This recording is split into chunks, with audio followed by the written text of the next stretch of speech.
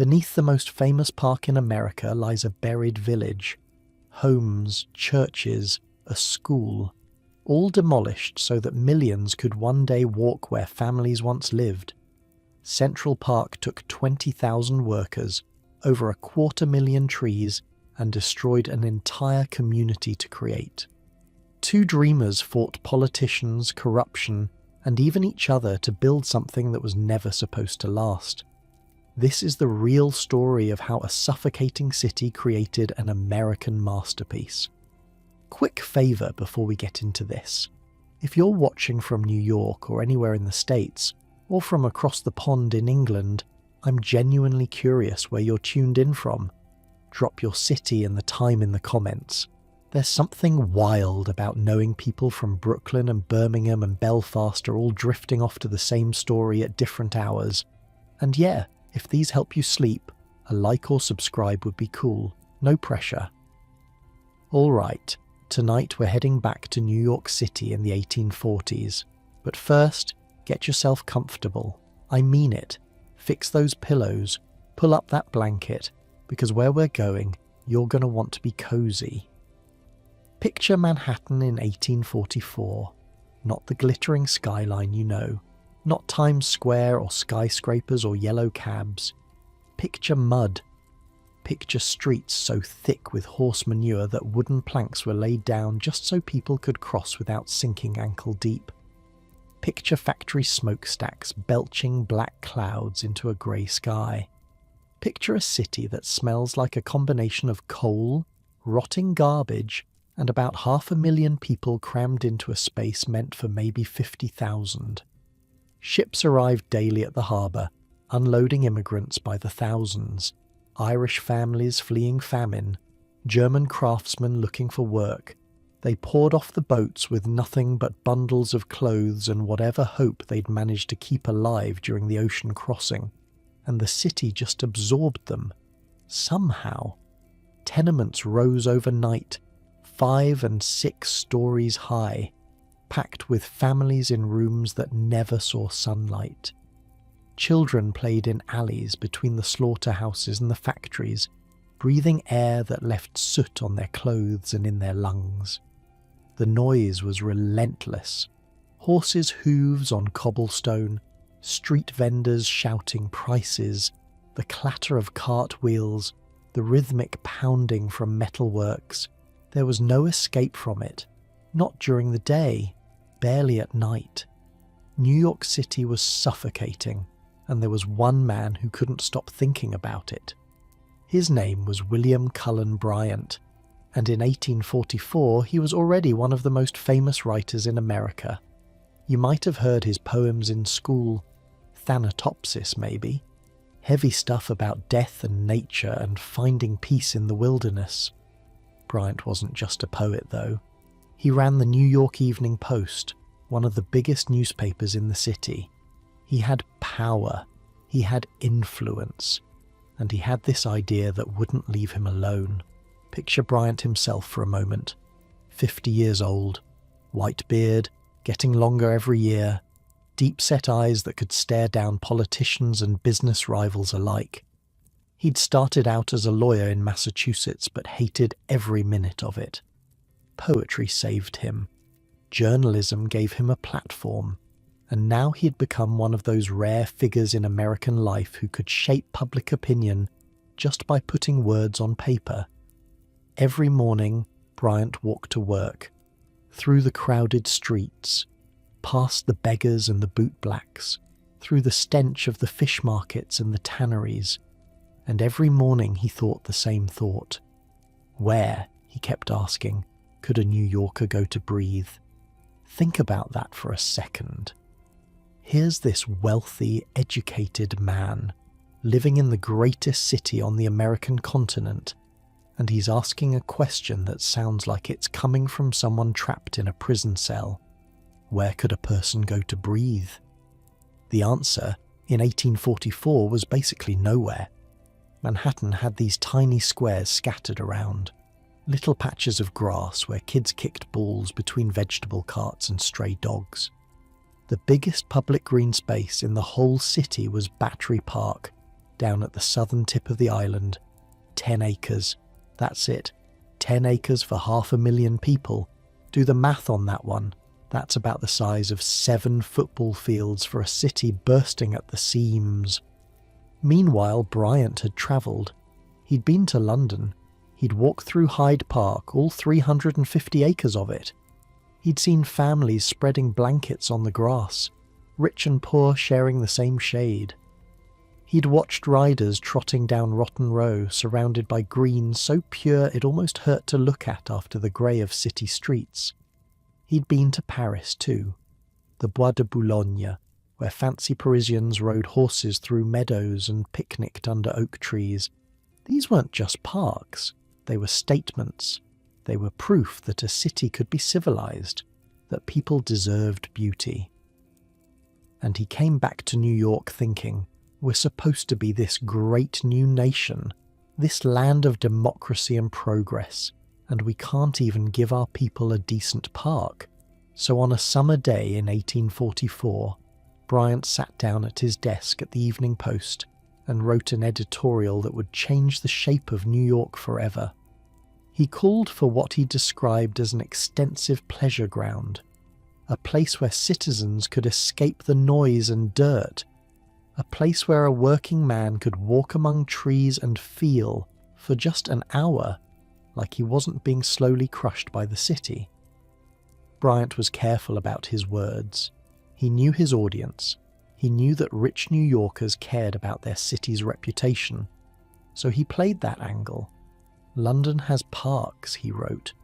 Paris has parks. What does New York have? The editorial landed like a stone in still water. Now, Bryant wasn't alone in this thinking.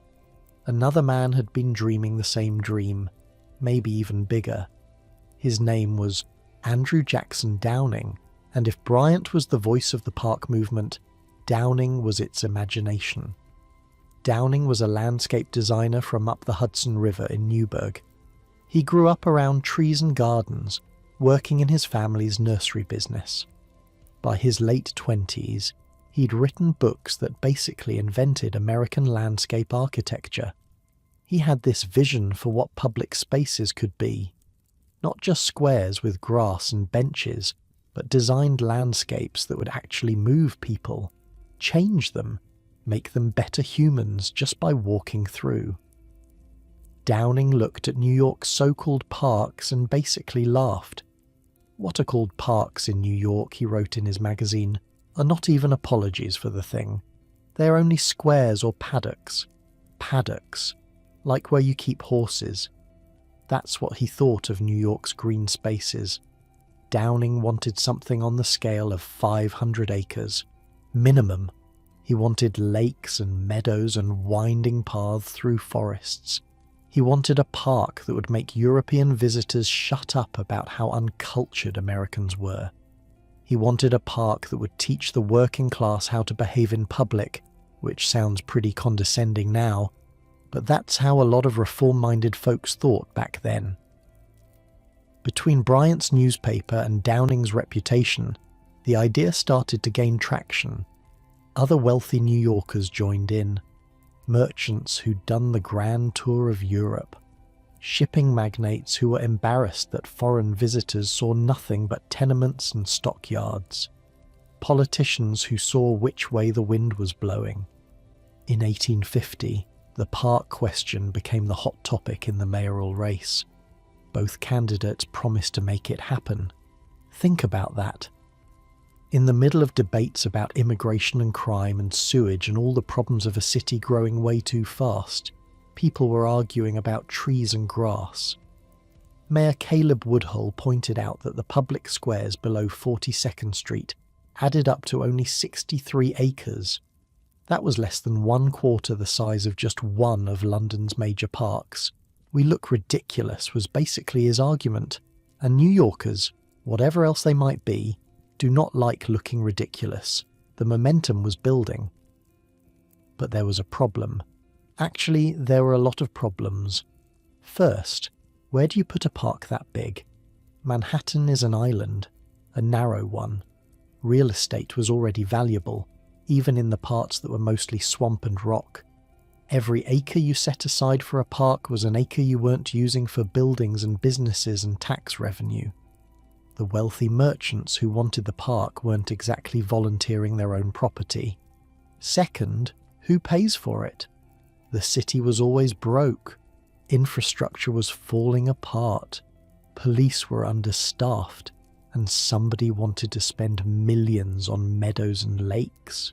Third, and this is the part that gets forgotten, the land they were eyeing wasn't empty, but we'll get to that. For now, focus on the dreamers. Bryant and Downing, imagining this impossible green space in the middle of a city that was choking on its own success. Bryant had originally suggested a spot called Jones Wood, 150 acres of pretty countryside along the East River between 66th and 75th Streets. It had trees, it had water views, it had charm. The state legislature actually authorized the city to take it through eminent domain in 1851. But Downing thought Joneswood was way too small. A child's playground, he called it. If you're going to do this, do it right. 500 acres minimum. While they debated, the politicians manoeuvred. A special committee recommended a different site altogether. A stretch of land in the centre of the island, from 59th Street up to 106th Street, between 5th Avenue and 8th Avenue. More than 700 acres of what was, on paper, basically worthless terrain.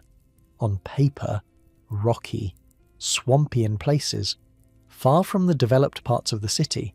Some people called it the empty centre, the land nobody wanted, except, of course, for the people who already lived there. By 1853, the New York State Legislature had made its decision. They chose the central site. The city would acquire the land and build America's first great public park. Bryant and Downing had won, sort of. The dream was real, or it would be, once they dealt with all the messy details. Andrew Jackson Downing wouldn't live to see any of it. In July of 1852, he was travelling down the Hudson River on a steamboat called the Henry Clay. Steamboats were the highways of the era, faster than roads, cheaper than railroads for short distances.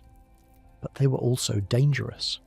Boilers exploded, fires broke out, and steamboat captains were notorious for racing each other, pushing their vessels way past safe speeds, all to prove something that nobody needed proved. The Henry Clay was racing another boat, the Armenia, when fire broke out near the engine room. The flames spread fast. Passengers screamed. Some jumped into the river. The captain, instead of heading for shore immediately, kept trying to reach the shallows where survivors might have a chance. But the fire was faster than his judgment. Downing was on deck when the flames reached him. He'd been helping other passengers, some said. Others said he froze. We'll never know. The boat was close enough to shore that some passengers jumped into the shallow water and survived. 80 people didn't, including Andrew Jackson Downing. He was 36 years old, at the height of his powers, with his greatest work still undesigned. Bryant mourned his friend. The whole landscape movement mourned. Here was the man who could have designed the greatest park in America, dead before he could pick up a pencil. The newspapers ran tributes. His widow was devastated. His colleagues wondered what might have been. But the dream didn't die with him.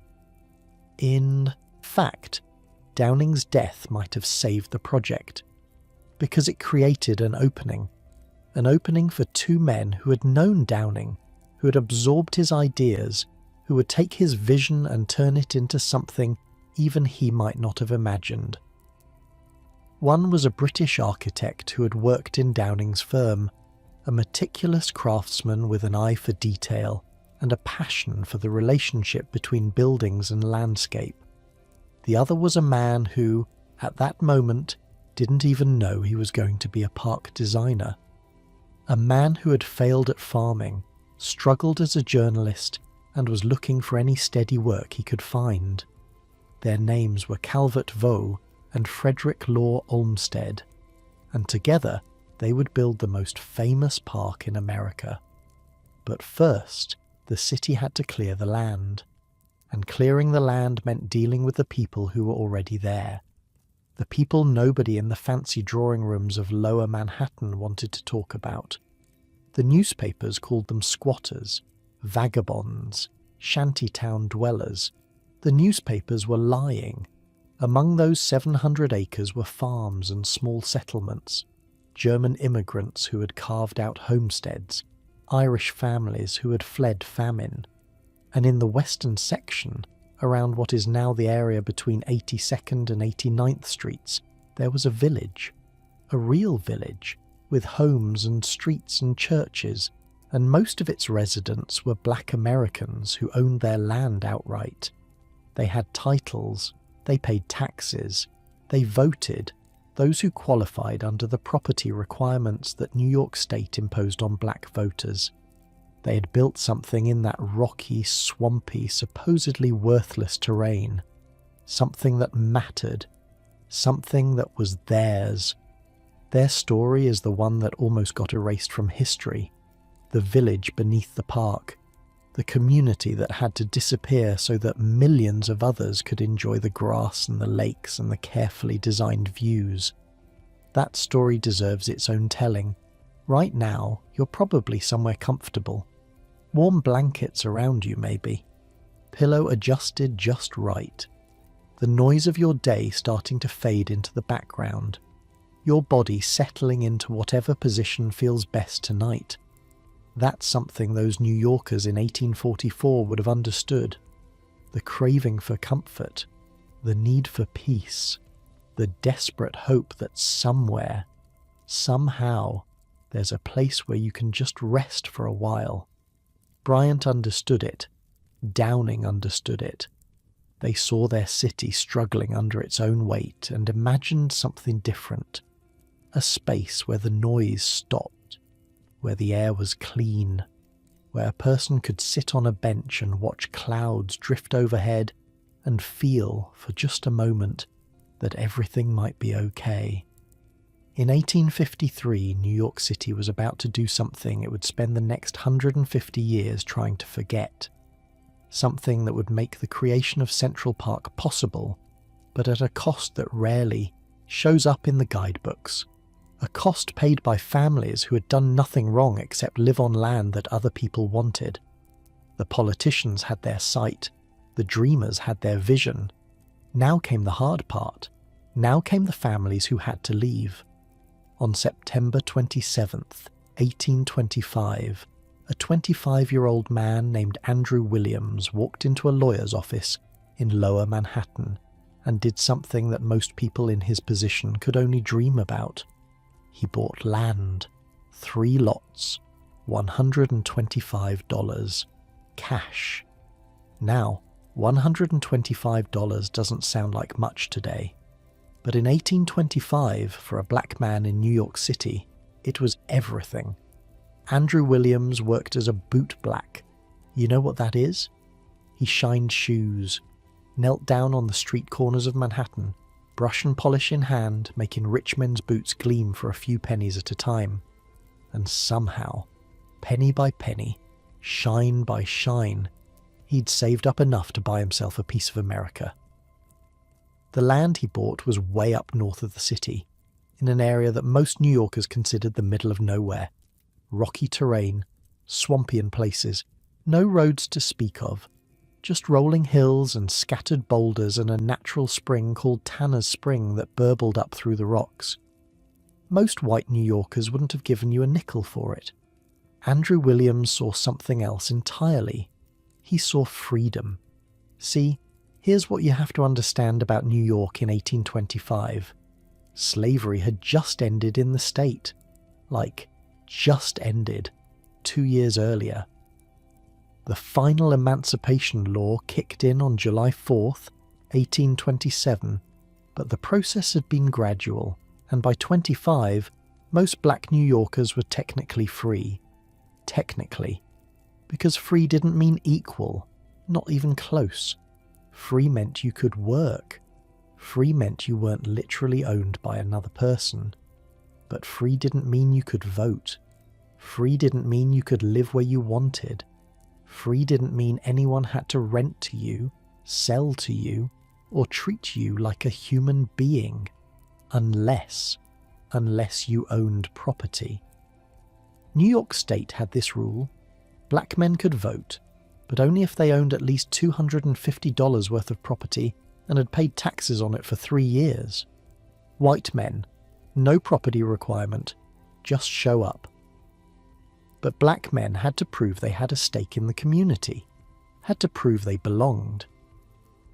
Andrew Williams, kneeling on those street corners, shining those boots, understood the game. He couldn't change the rules, but he could play them. So he bought land, and he wasn't alone. The same week Andrew Williams signed his papers, a man named Epiphany Davis walked into the same lawyer's office. Davis worked as a clerk at a feed store. Steady job, decent pay. And he had bigger plans than Andrew Williams. Epiphany. Davis bought 12 lots. $578. That's almost 5 times what Williams paid. And right. Behind Davis came the African Methodist Episcopal Zion Church. The AME Zion was one of the most important black churches in New York. They'd been looking for land outside the cramped, hostile streets of Lower Manhattan, somewhere their congregation could gather without being harassed, somewhere they could bury their dead in peace. They bought 6 lots.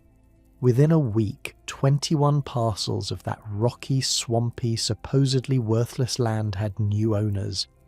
And those owners were going to build something. They called it Seneca Village.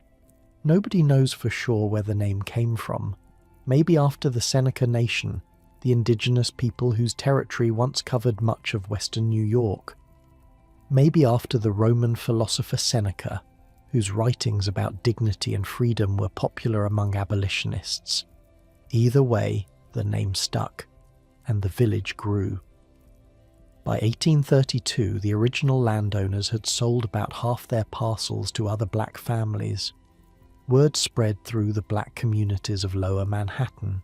There's land up north, cheap, space to breathe, a place where you can own something.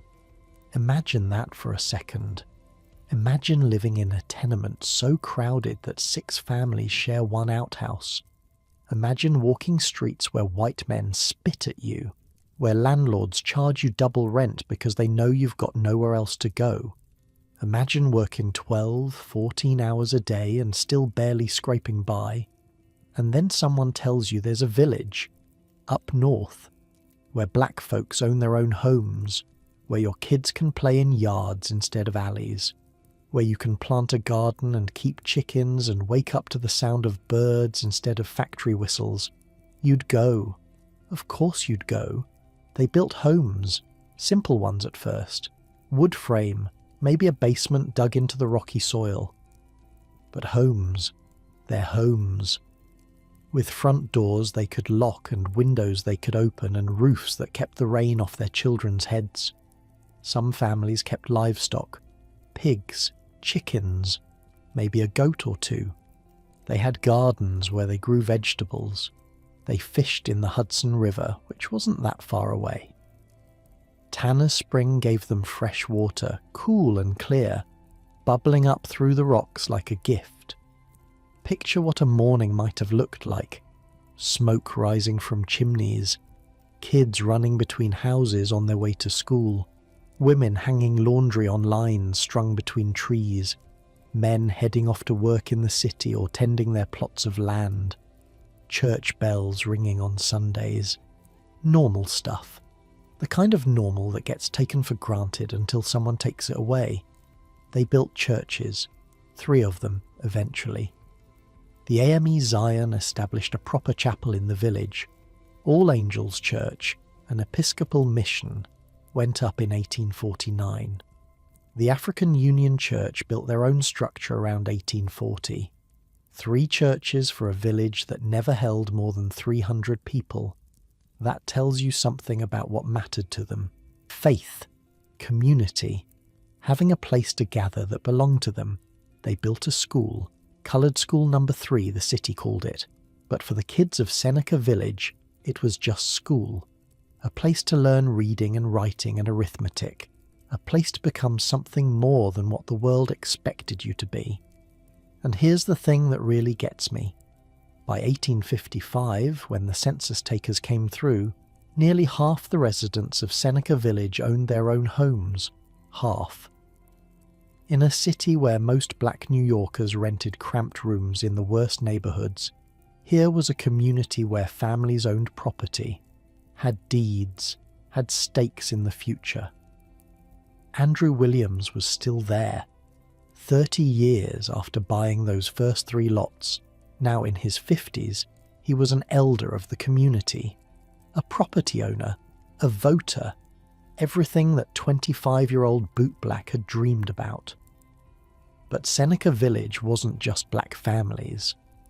By the 1840s, Irish immigrants had started moving in too. The potato famine was driving millions out of Ireland, and they landed in New York with nothing but the clothes on their backs and the desperate need for somewhere, anywhere, to live. Some of them found their way up to Seneca Village. Different as they were, the black families and Irish families had something in common. They were both hated by mainstream New York, both considered outsiders, both struggling to build lives in a city that didn't want them. So they lived side by side, not always in perfect harmony.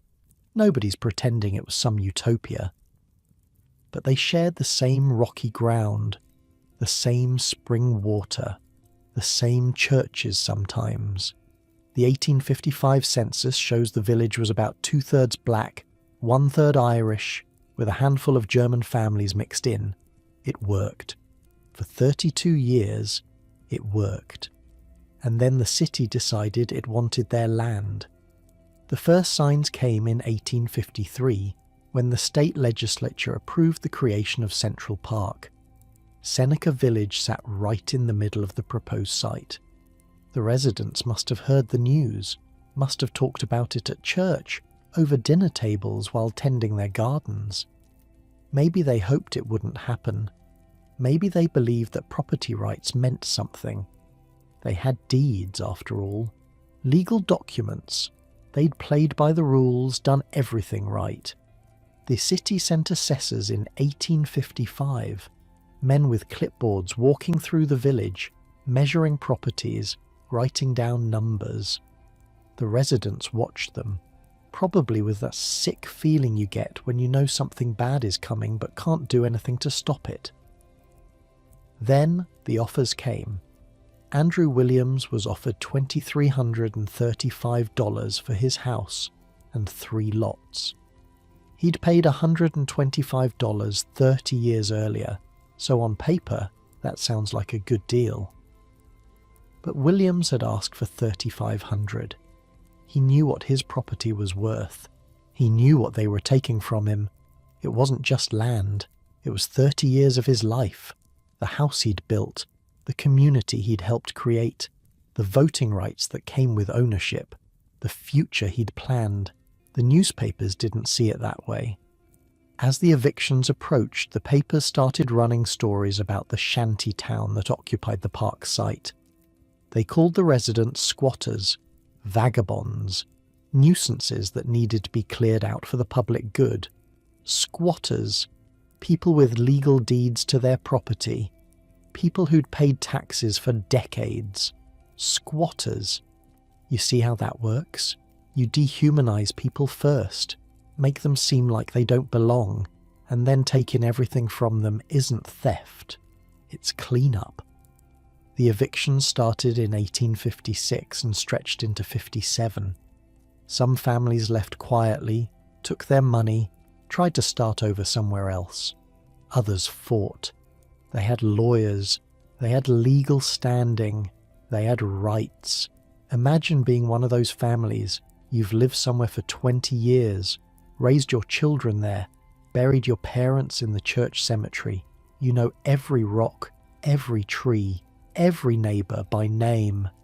And now men in suits are telling you that the greater good requires you to leave, that your home is worth less than a public park, that your community doesn't matter as much as carriage paths for rich folks. Some residents refused to go, barricaded themselves in their homes, said they weren't leaving without a fight. The police came with bludgeons. One newspaper reported with no apparent irony that the supremacy of the law was upheld by the policeman's bludgeons. That's an actual quote. The supremacy of the law, upheld by beating people off land they legally owned. By the end of 1857, Seneca Village was gone, not abandoned, demolished. The city sent workers to tear down the homes, the churches, the school. They pulled up the foundations and carted away the rubble. They wanted the land clear, ready for the great park that would rise in its place. Andrew Williams took his $2,300 and disappeared from history. We don't know where he went. We don't know if he bought land somewhere else, if he managed to rebuild, if he ever recovered from losing everything he'd spent his life creating. Same with most of the other residents. A few might have gone to Sandy Ground, a black community on Staten Island. Some might have joined Skunk Hollow in New Jersey. Most just vanished into the crowded streets of a city that didn't want to remember they'd ever existed. For over 100 years, nobody talked about Seneca Village. The guidebooks didn't mention it. The park histories glossed over it or repeated the squatter narrative. It wasn't until the 1990s that historians started digging into the records, finding the census data, the property deeds, the church records, piecing together the story of the village that had been erased in two. 2011, archaeologists actually excavated part of the site. They found foundations, stone walls still buried beneath the soil, household items, dishes, buttons, bottles, a toothbrush, smoking pipes, the kinds of ordinary objects that ordinary people use in their ordinary lives, and a child's shoe sole, just the leather bottom of some kid's shoe, left behind when everything else was destroyed.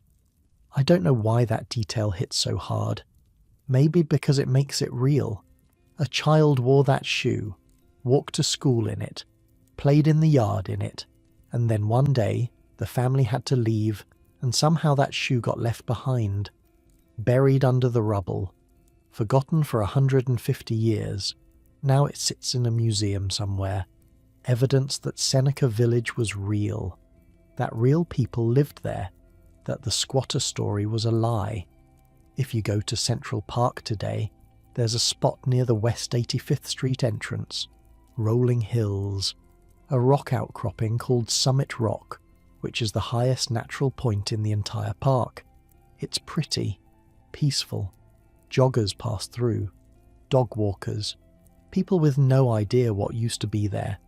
Seneca Village, where Andrew Williams bought 3 lots for $125 and dared to dream he could own a piece of America, where Epiphany Davis and the AME Zion Church planted the seeds of a community, where black families and Irish immigrants lived side by side in a city that despised them both, where children went to school and couples got married and old folks sat on porches watching the seasons change. All of it gone, demolished, paved over with carriage roads and planted with trees that tourists now photograph. The park that would rise from that ground would be beautiful, genuinely, staggeringly beautiful. It would give millions of New Yorkers exactly what William Cullen Bryant had dreamed of. A place to breathe, a place to escape, a democratic space where rich and poor could walk the same paths. But it was built on something that should never be forgotten. The people who made Central Park possible weren't just the designers and the politicians and the workers who moved the rocks and planted the trees. They were also the families who lost everything so that dream could happen. The ones who never got monuments or plaques or chapters in history books. Andrew Williams deserves to be remembered. So does Epiphany Davis. So do all the unnamed men and women and children who built Seneca Village from nothing and watched it torn down by people who called them squatters. Your bed is probably feeling pretty good right now. Soft, safe, yours. Imagine if someone decided they wanted that spot. If they came with lawyers and assessors and eventually police. If they called you names in the newspaper and said you didn't really belong there anyway. That's what happened to Seneca Village. The city had its land now. 700 acres of rocky, swampy terrain, cleared of the people who'd called it home. The dreamers had won. The politicians had won. Now they just had to figure out what to do with it. That's where two very different men come in. One of them was a trained architect from England who had worked for Andrew Jackson Downing himself. The other was a failed farmer from Connecticut who wasn't sure what he was supposed to do with his life. Their partnership would create the most famous park in America. But nobody knew that yet. In 1857, they were just two guys with an idea and a competition to win. Frederick Law Olmsted was 35 years old in 1857, and he had no idea what he was supposed to do with his life. This wasn't for lack of trying. The man had tried everything, failed at most of it, kept getting up and trying something else. He'd been a sailor. At 19, he shipped out to China on a merchant vessel, spending months at sea, learning the hard way that romantic visions of ocean voyages didn't match the reality of seasickness, bad food, and endless boredom punctuated by moments of genuine terror. He came back thinner, tougher, and absolutely certain he didn't want to be a sailor. He'd been a farmer. His father, a successful Hartford merchant who genuinely loved his son, bought him a 125-acre farm on Staten Island in 1848. Olmsted threw himself into it, read all the latest books on scientific agriculture, imported fancy pear trees from France, experimented with drainage systems and crop rotations. He even sold shade trees to his neighbours and got a bit of a reputation for knowing how to place buildings and landscaping on a property. The farm never really made money, but Olmsted kept at it for years, convinced that this was his calling. It wasn't. He'd been a journalist. In 1852, the New York Times hired him to travel through the American South and write about what he saw. This was before the Civil War, remember. The country was tearing itself apart over slavery, and most Northerners had no idea what life was actually like in the slave states. Olmsted spent months travelling through Virginia, the Carolinas, Louisiana, Texas.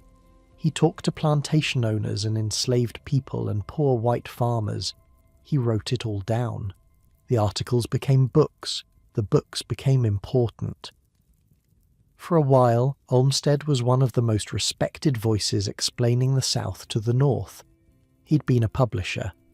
In 1855, he became managing editor of Putnam's Monthly Magazine, one of the big literary journals of the day.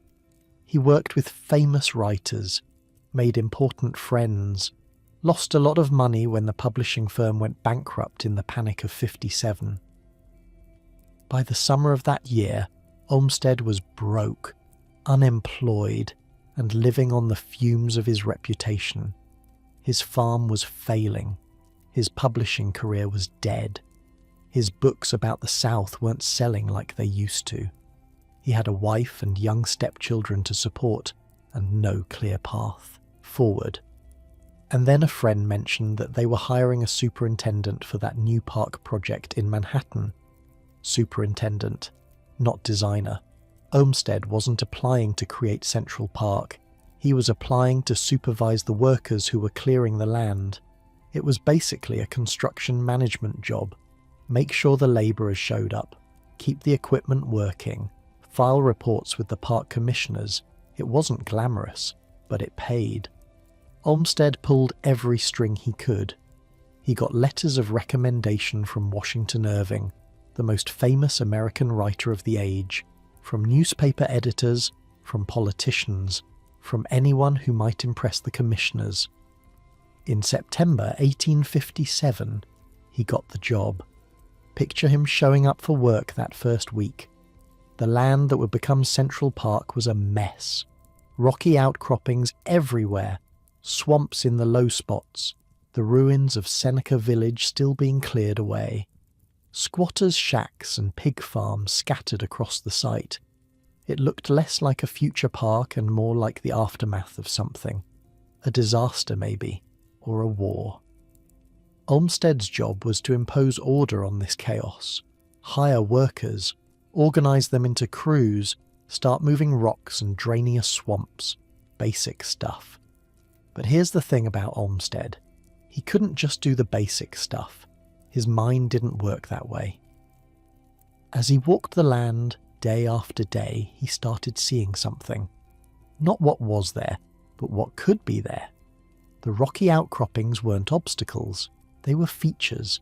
The swamps weren't problems, they were future lakes. The rolling terrain wasn't difficult, it was dramatic. He'd seen something like this before. Back in 1850, when he was still pretending to be a farmer, Olmsted had taken a trip to England.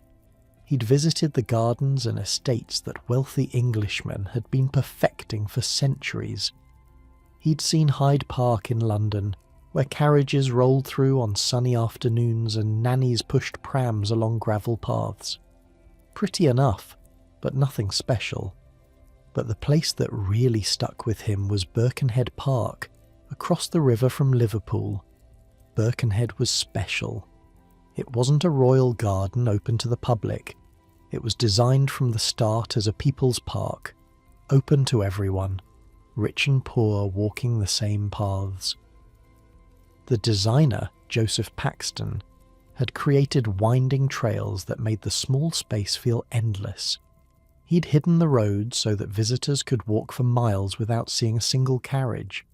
He'd mixed open meadows with dense groves of trees, creating variety and surprise around every corner. There were lakes with swans, rustic bridges, carefully placed rocks that looked wild but weren't. Olmsted had walked through Birkenhead with his mouth hanging open. 5 minutes, he later wrote, and he was ready to admit that in democratic America there was nothing like this. No public space designed with this much care, this much art for ordinary people. He went home and wrote a book about his travels. Walks and Talks of an American Farmer in England, he called it. The section about Birkenhead was the part people remembered. Now, 7 years later, standing on the rocky hills of what would become Central Park, Olmsted remembered Birkenhead. And he started to wonder, what if this wasn't just a construction job? What if this was the chance to build something that mattered? Meanwhile, there was this other guy, an architect named Calvert Vaux. Vaux was English. Born in London in 1824, trained under one of the great Gothic Revival architects, brought to America in 1850 by Andrew Jackson Downing himself. Remember Downing? The landscape designer who died in that steamboat fire? Vaux had been his partner, his protégé, the architect who was supposed to help Downing revolutionize American landscape design. And then Downing died, and Vaux was left alone. For 5 years, Vaux had been building houses and working on small projects, waiting for his chance at something bigger. When the Central Park Commission announced a design competition in 1857, Vaux saw his opportunity. But he needed a partner. Vaux was an architect, not a landscape designer. He knew buildings. He knew how structures related to their surroundings. But he didn't have the vision for the land itself. He didn't have the feel for how meadows should flow into forests, how water should catch the light, how paths should lead people through an experience. He needed someone who understood land the way he understood buildings. He needed Olmsted. The two men had met through Downing's circle. They weren't close friends, but they respected each other. Vaux knew that Olmsted had travelled, had seen the great parks of Europe, had ideas about what public spaces could be, and Olmsted was right there, on the ground, walking the site every day, seeing possibilities that nobody else could see. In the fall of 1857, Vaux approached Olmsted with a proposition: enter the competition together. Combine Vaux's architectural skills with Olmsted's vision for the landscape. Create something neither of them could create alone. Olmsted hesitated. He was already working for the Park Commission. Would it be appropriate for the superintendent to enter a design competition? Would people think he was using his position to get an advantage? But the pull was too strong. This was a chance to do something real, to take all those ideas that had been bouncing around his head since Birkenhead and actually put them on paper. He said yes. For months they worked, nights and weekends, because Olmsted still had his day job supervising the construction crews. They spread maps across Vaux's dining room table. They sketched and argued and erased and started over. They walked the site together in the cold autumn mornings and the early spring evenings, pointing at rocks and hollows, imagining what could be. Vaux brought the architectural precision, the bridges, the terraces, the way buildings would sit in the landscape. Olmsted brought the sweep and flow, the way paths would curve, the way views would open and close, the way a visitor would feel moving through the space. They were opposites in many ways. Vaux was quiet, methodical, detail-oriented. Olmsted was expansive, emotional, always thinking about the big picture. They argued constantly, but somehow the arguments made the design better. Every idea got tested, every assumption got questioned. Their plan was radical. They called it the Greensward Plan. The name itself was a statement. Greensward meant grass, open lawn, a carpet of green stretching across the landscape. In a city of brick and stone and mud, they were proposing a sea of green. But it was more than just grass. They designed two great meadows, one in the south, one in the north. Open spaces big enough for thousands of people to spread blankets and feel like they were in the countryside. They designed a lake. Actually, they designed several. The biggest one would stretch across the middle of the park, fed by a system of streams and cascades. Rowboats would drift across the water. Families would picnic on the shores. They designed a ramble, a wild wooded section on the north shore of the lake where paths would twist through rocks and trees, where you could get lost for an hour and forget you were in Manhattan. They designed a mall, a formal promenade lined with elm trees, the one straight line in a park full of curves, a place for the fashionable crowds to see and be seen. And here's the genius part. They designed the roads to disappear. See, the commissioners had a problem. Central Park was going to cut across Manhattan like a wall. The city needed roads that could pass through the park, carrying carriages and commerce from one side to the other. Most designers just drew roads across the surface, accepting that the traffic would interrupt the park experience. Olmsted and Vaux said no. They sank the crosstown roads below the level of the park, dug trenches and lined them with stone walls, built bridges over them so that pedestrians could walk from one side of the park to the other without ever seeing a carriage. Think about that for a second. In 1857, before cars existed, they invented the highway underpass. They looked at a problem that everyone else accepted and said, what if we just refuse to accept it? That's what made the Greensward Plan different. It wasn't just pretty pictures. It was problem solving. It was engineering. It was design that served people instead of showing off. 33 plans were submitted to the competition. 33 visions of what Central Park could become. Some were formal, in the French style. Some were wild and romantic. Some were practical but boring. The commissioners reviewed them all. On April 28, 1858, they announced the winner. Plan number 33. The Greensward Plan, Olmsted and Vaux. Olmsted, the failed farmer, the wandering journalist, the bankrupt publisher, was now the chief architect of Central Park. Vaux was named consulting architect. Together, they would build the most ambitious public works project in American history. But winning the competition was the easy part. Now they had to actually build the thing, and the thing was the land didn't want to cooperate. 700 acres of rock and swamp and stubborn Manhattan geology. The swamps needed to be drained, the rocks needed to be blasted, the soil needed to be hauled in because there wasn't enough good earth to plant a single tree. Plus, there were politics. The Park Commission was a mess of competing interests. Some commissioners genuinely believed in Olmsted and Vaux's vision. Others wanted to use the park contracts to reward their friends. Every decision became a fight. Every dollar was contested. And looming over everything was Tammany Hall, the Democratic Party political machine that ran New York City. Tammany didn't care about meadows and lakes. Tammany cared about jobs and contracts and kickbacks. A project this big, with this much money flowing through it, was irresistible to the bosses. Olmsted was about to learn that creating beauty is easy compared to protecting it. But that's a story for a little later.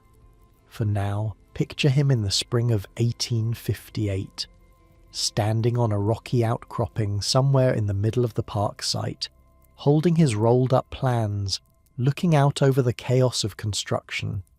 Workers swarming everywhere, horse carts hauling dirt, the sound of pickaxes and shovels, dust in the air. He's 36 years old. He's finally found the thing he's supposed to do with his life. Everything before this, all the failures and experiments and wandering, has led to this moment. He doesn't know it yet, but he's about to invent a profession. Landscape architecture. It doesn't even have a name yet. He'll give it one. He doesn't know it yet, but he's about to spend the next 15 years fighting for this park. Fighting politicians and corruption and his own failing health, winning some battles, losing others, watching his dream get built, get damaged, get rebuilt. He doesn't know it yet, but he's standing at the beginning of something that will outlast everyone who ever tried to stop him. A park that will still be there 150 years later, still giving millions of people exactly what William Cullen Bryant dreamed about all those years ago. A place to breathe. Your pillow's probably feeling nice right now. That perfect spot you've found. The weight of the day lifting off bit by bit. Olmsted found his thing. It took 36 years and a dozen false starts, but he found it. Now he had to build it. 20,000 workers would dig and blast and plant over the next decade. They'd move more rock than any project in American history. They'd plant 250,000 trees and shrubs. They'd carve lakes out of swamps and meadows out of wilderness, and most of them would be immigrants. Irish and German men who had fled famine and revolution, looking for work in a city that didn't always want them. Men who'd crossed an ocean with nothing, and now found themselves reshaping the very ground beneath their feet. They'd build the most famous park in America with their hands and their backs and their sweat. Some of them would get hurt. Some of them would die. Blasting powder doesn't care how hard you're working or how many kids you have at home. Their names weren't recorded. Their stories weren't told. But without them, there'd be no Central Park. Just drawings on paper and dreams that never came true. That's where we're going next. Down into the dirt with the men who did the actual work. His name is lost to history, so let's call him Patrick. Patrick came to New York in 1849 on a coffin ship from County Cork. He was 17 years old. His parents were dead. The potato blight had seen to that. 3 years of watching the crop turn to black mush in the ground. 3 years of eating grass and seaweed and anything else that wouldn't kill you immediately. His mother went first, then his father. then his two younger sisters within a week of each other. Patrick survived. Barely. He sold everything the family had left, which wasn't much, and bought passage on a ship called the Elizabeth. 42 days across the Atlantic, packed into a hold with 200 other desperate souls. The ship's water went bad halfway across. Typhus broke out. 18 people died before they reached New York Harbor. Patrick didn't die. He was good at not dying. It was basically his only skill. When he stumbled off the ship at the South Street docks, he had no money, no connections, no trade, and no idea what he was supposed to do next. He spoke English, which was more than some of the Irish could say. He was young and strong, despite the hunger that had hollowed out his cheeks. He found work on the docks, loading and unloading cargo, back-breaking labour for pennies a day. He slept in a boarding house so crowded that men took shifts in the beds.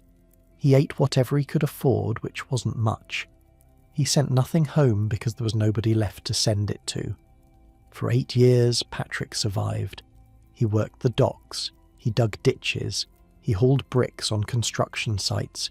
He did whatever work was available to an Irishman in a city that posted signs saying, "No Irish need apply." And then, in 1857, he heard about a new project up in the middle of Manhattan, some kind of park. They needed workers, lots of workers. The pay wasn't great, but it was steady. Patrick walked up to the site and signed on. He had no idea he was about to help build something that would outlast everything else he'd ever touched. The construction site was chaos. Imagine 700 acres of rocky, swampy wilderness, and then imagine trying to turn it into a manicured landscape. That's what Olmsted and Vaux were asking these men to do. The first job was clearing, getting rid of everything that was already there. The remains of Seneca Village, the scattered shacks and pig farms, the bone-boiling operations that had set up shop in the remote areas, rendering animal carcasses into glue and fertilizer. The smell alone could knock you down from 50 yards away. Patrick and the other workers tore it all down, pulled apart buildings plank by plank, loaded the debris onto horse carts and hauled it away, filled in the cesspools and garbage pits that dotted the landscape. Then came the rocks. Manhattan is basically a giant slab of schist, which is a type of metamorphic rock that's been there since before the dinosaurs. It pushes up through the surface all over the island, especially in the northern reaches where the park was being built. Some of these outcroppings were the size of houses, and they were in the way. The engineers identified the ones that had to go. They marked them with paint, and then the blasting crews moved in. Blasting powder, black powder, whatever you want to call it. The workers drilled holes into the rock by hand, using star drills and sledgehammers. Hours of work to make a single hole. Then they packed the holes with powder, set fuses, cleared the area and lit them. The explosions echoed across the city. People miles away could hear them. Boom, boom, boom, all day long for years. Patrick wasn't on the blasting crews. Thank God. Those men earned more money, but they also died more often. A fuse that burned too fast. A charge that didn't go off and then did when someone got too close. Rocks flying through the air like cannonballs. The workers who died in the blasting accidents didn't get monuments. Their names weren't recorded in the official histories. They were just gone. Replaced the next day by another desperate man who needed the work. Patrick's job was moving what the blasters left behind. The rubble, the boulders, the tons and tons of shattered rock that had to be cleared before anything else could happen. They used horse carts, hundreds of them. Lines of carts stretching across the site like ants marching to and from a hill. Men loaded the rocks by hand, lifted them into the carts, drove the carts to wherever the rock was needed. Sometimes it went into the foundations of bridges. Sometimes it was crushed for gravel. Sometimes it was just dumped outside the park boundaries. The foreman kept count. In the first year alone, workers moved almost 300,000 cubic yards of earth and rock. Picture that. 300,000 cubic yards. That's enough to fill a football stadium. And they did it with shovels and pickaxes and their own two hands. The pay was $1 a day, sometimes $1.25 if you had a specialised skill. That was decent money for unskilled labour in the 1850s, but it wasn't generous, and the work was brutal.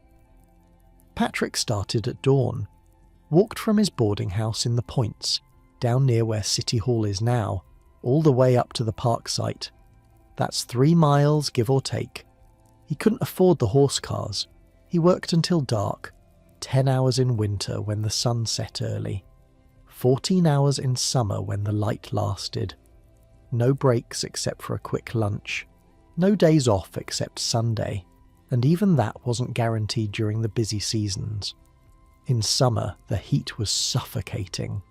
The sun beat down on the exposed rock and dirt, turning the site into a furnace. Men collapsed from heat exhaustion. The water barrels ran dry.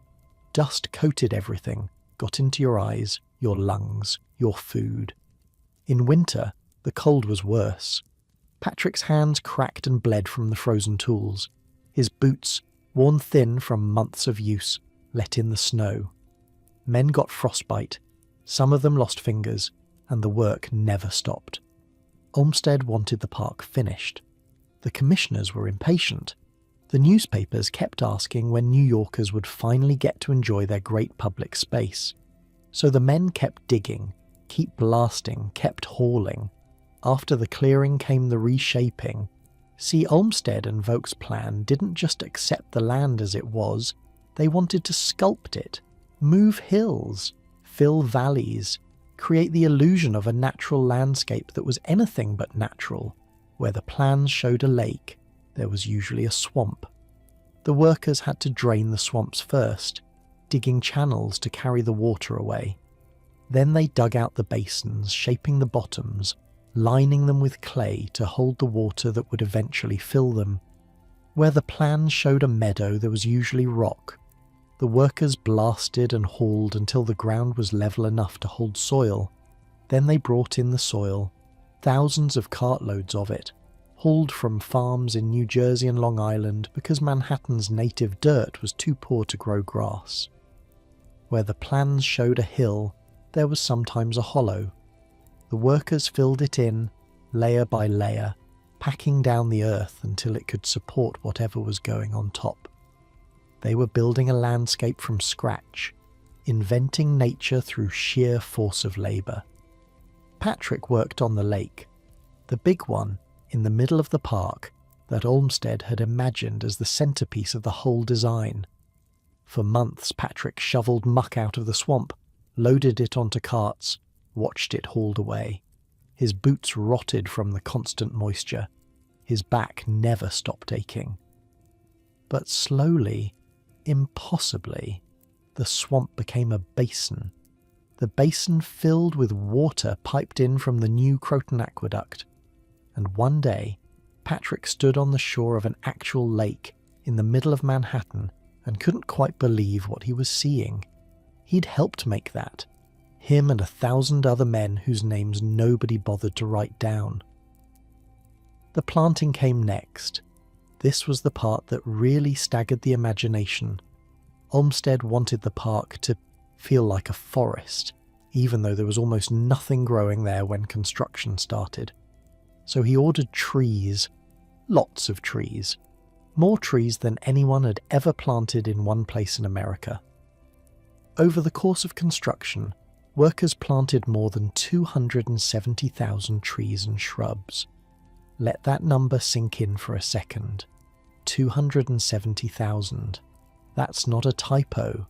Elms for the mall, oaks for the meadows, willows for the lake shores, maples and beeches and birches and pines, flowering shrubs for colour, ground cover to hold the soil in place.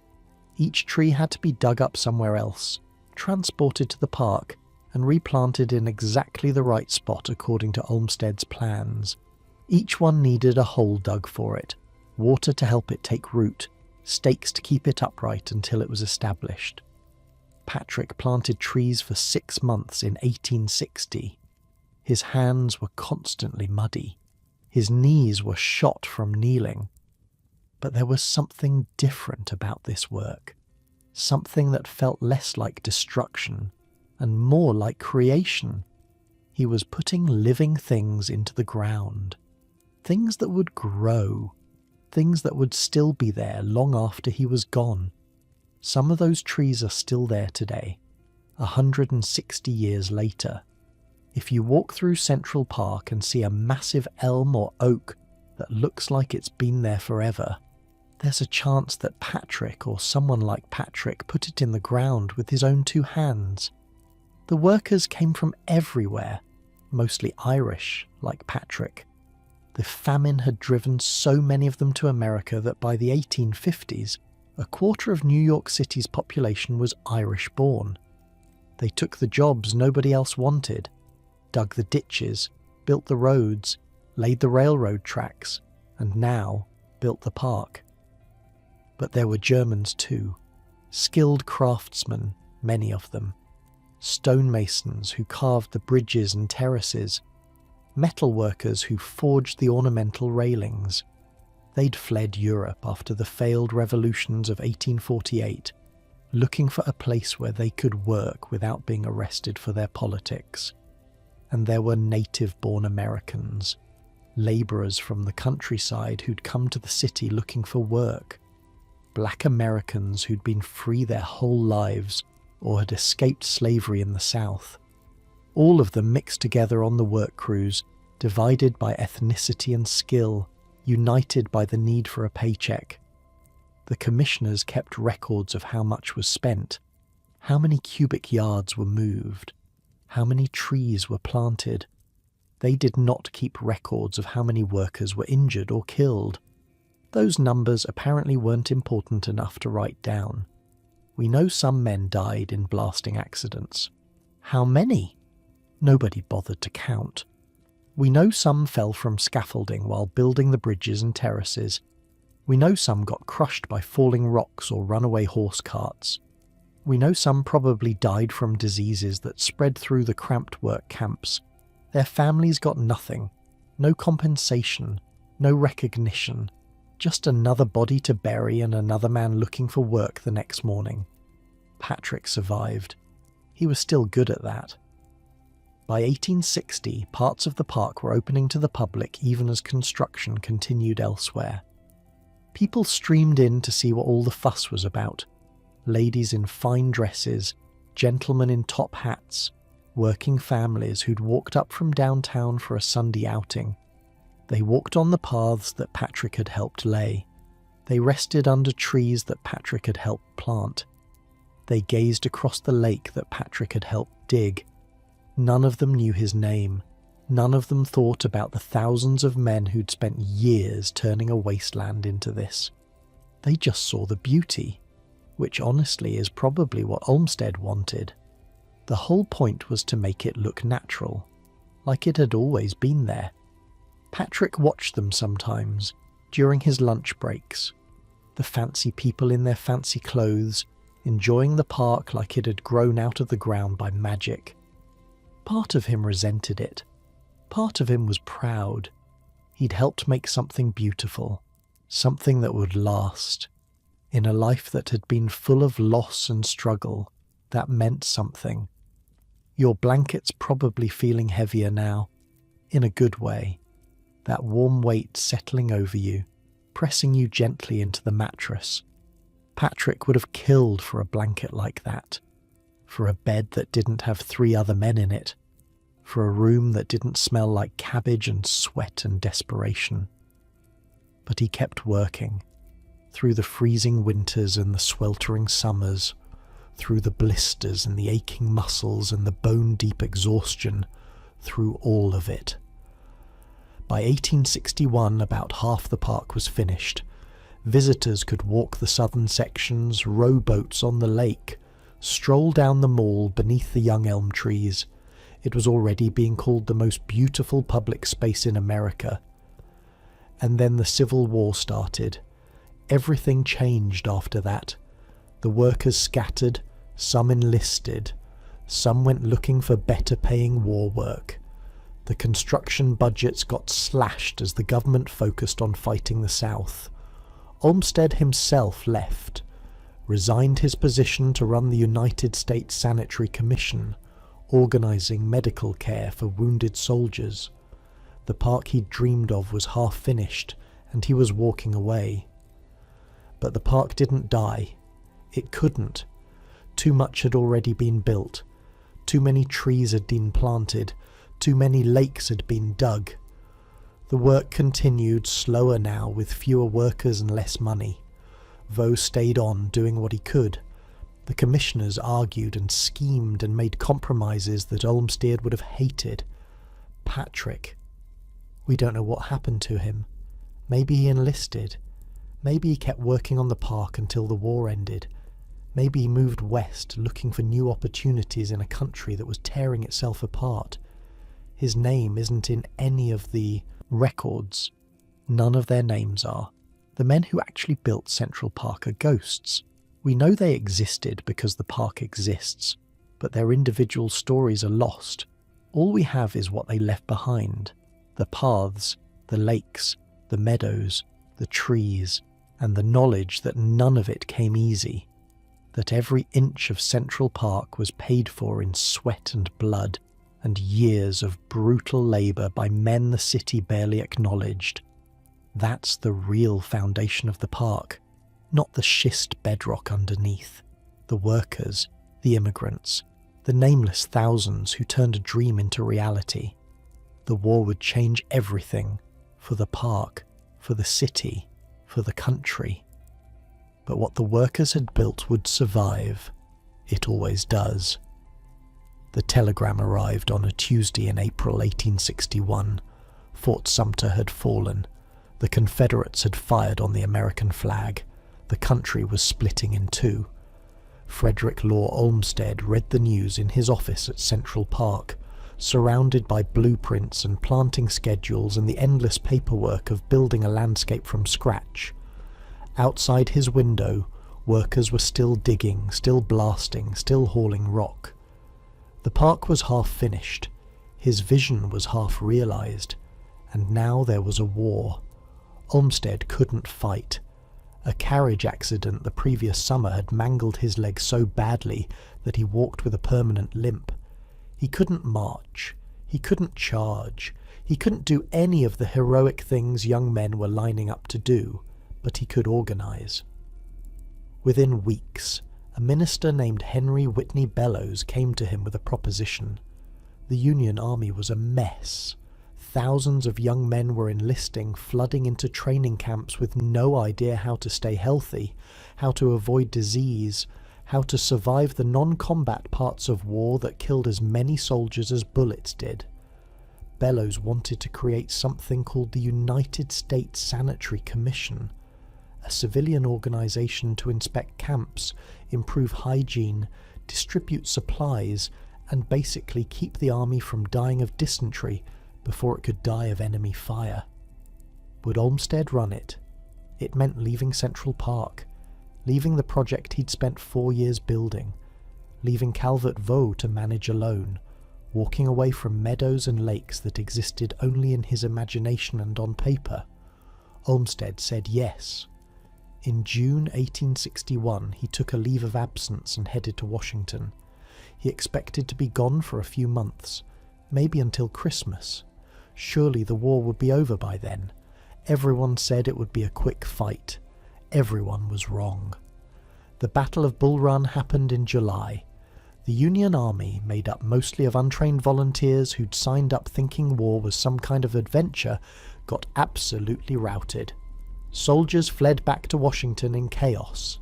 Congressmen and society ladies who'd actually packed picnic baskets to watch the battle from nearby hills suddenly found themselves running for their lives alongside the retreating troops. The wounded were left on the battlefield because nobody had organised a way to collect them. No ambulance system, No field hospitals ready to receive casualties. Men lay in the Virginia dirt, bleeding and crying for water, while the army that was supposed to protect them ran away. Olmsted got there as fast as he could. What he saw changed him. Soldiers dying not from bullets, but from exhaustion and dehydration. Men who'd marched for hours in summer heat without adequate food or water. An army that had collapsed not because it was outfought, but because nobody had thought about logistics. He wrote a report called The Demoralization of the Volunteers that was so damning, so brutal in its assessment of army incompetence, that the Sanitary Commission decided not to publish it. Too embarrassing. Too likely to destroy what little morale remained. The army brass didn't want civilians telling them how badly they'd failed. But privately, Olmsted got to work. He organised supply depots. He hired inspectors to visit camps and report on conditions. He fought with the Army Medical Bureau, which resented civilian interference. He pushed for reforms that the military brass didn't want. Sound familiar? It was Central Park all over again. Olmsted versus the bureaucrats. Vision versus politics. The right way to do things versus the way things had always been done. Back in New York, the park stumbled along without him. Vaux did what he could. He defended their original design against commissioners who wanted to make changes. He blocked a set of elaborate entrance gates that would have ruined the natural feeling of the park. He kept planting trees and shaping landscapes according to plans he and Olmsted had drawn together. But Vaux was an architect, not an administrator. The organisational side of things, the budgets and the schedules and the management of thousands of workers, that had been Olmsted's domain. Without him, things slowed down. Momentum was lost. The war kept dragging on, not months, years. The quick victory everyone had promised turned into a grinding nightmare that consumed the entire country. Olmsted threw himself into Sanitary Commission work with the same obsessive energy he'd brought to everything else in his life.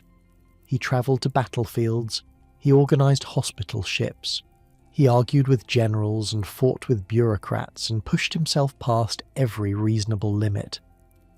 During the Peninsula Campaign of 1862, when the Union Army tried to capture Richmond by advancing up the Virginia Peninsula, Olmsted personally supervised the evacuation of thousands of wounded soldiers, 8,000 to 10,000 by some estimates, ferried away from the fighting on boats he'd requisitioned and staffed with volunteer nurses and doctors. The commission used a side-wheel steamboat called the Wilson Small as a floating headquarters. Olmsted was on board for weeks at a time, coordinating the movement of men and supplies while the guns thundered in the distance. He saw things no park designer should ever have to see.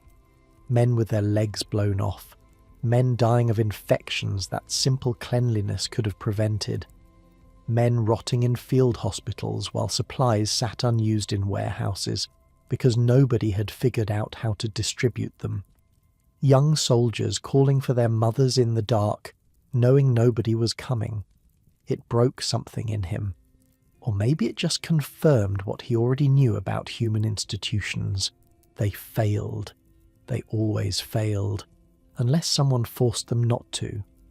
By 1863, Olmsted was exhausted, physically wrecked, emotionally drained, fighting with his own executive committee, who thought he was spending too much money, fighting with the army, who thought he was overstepping.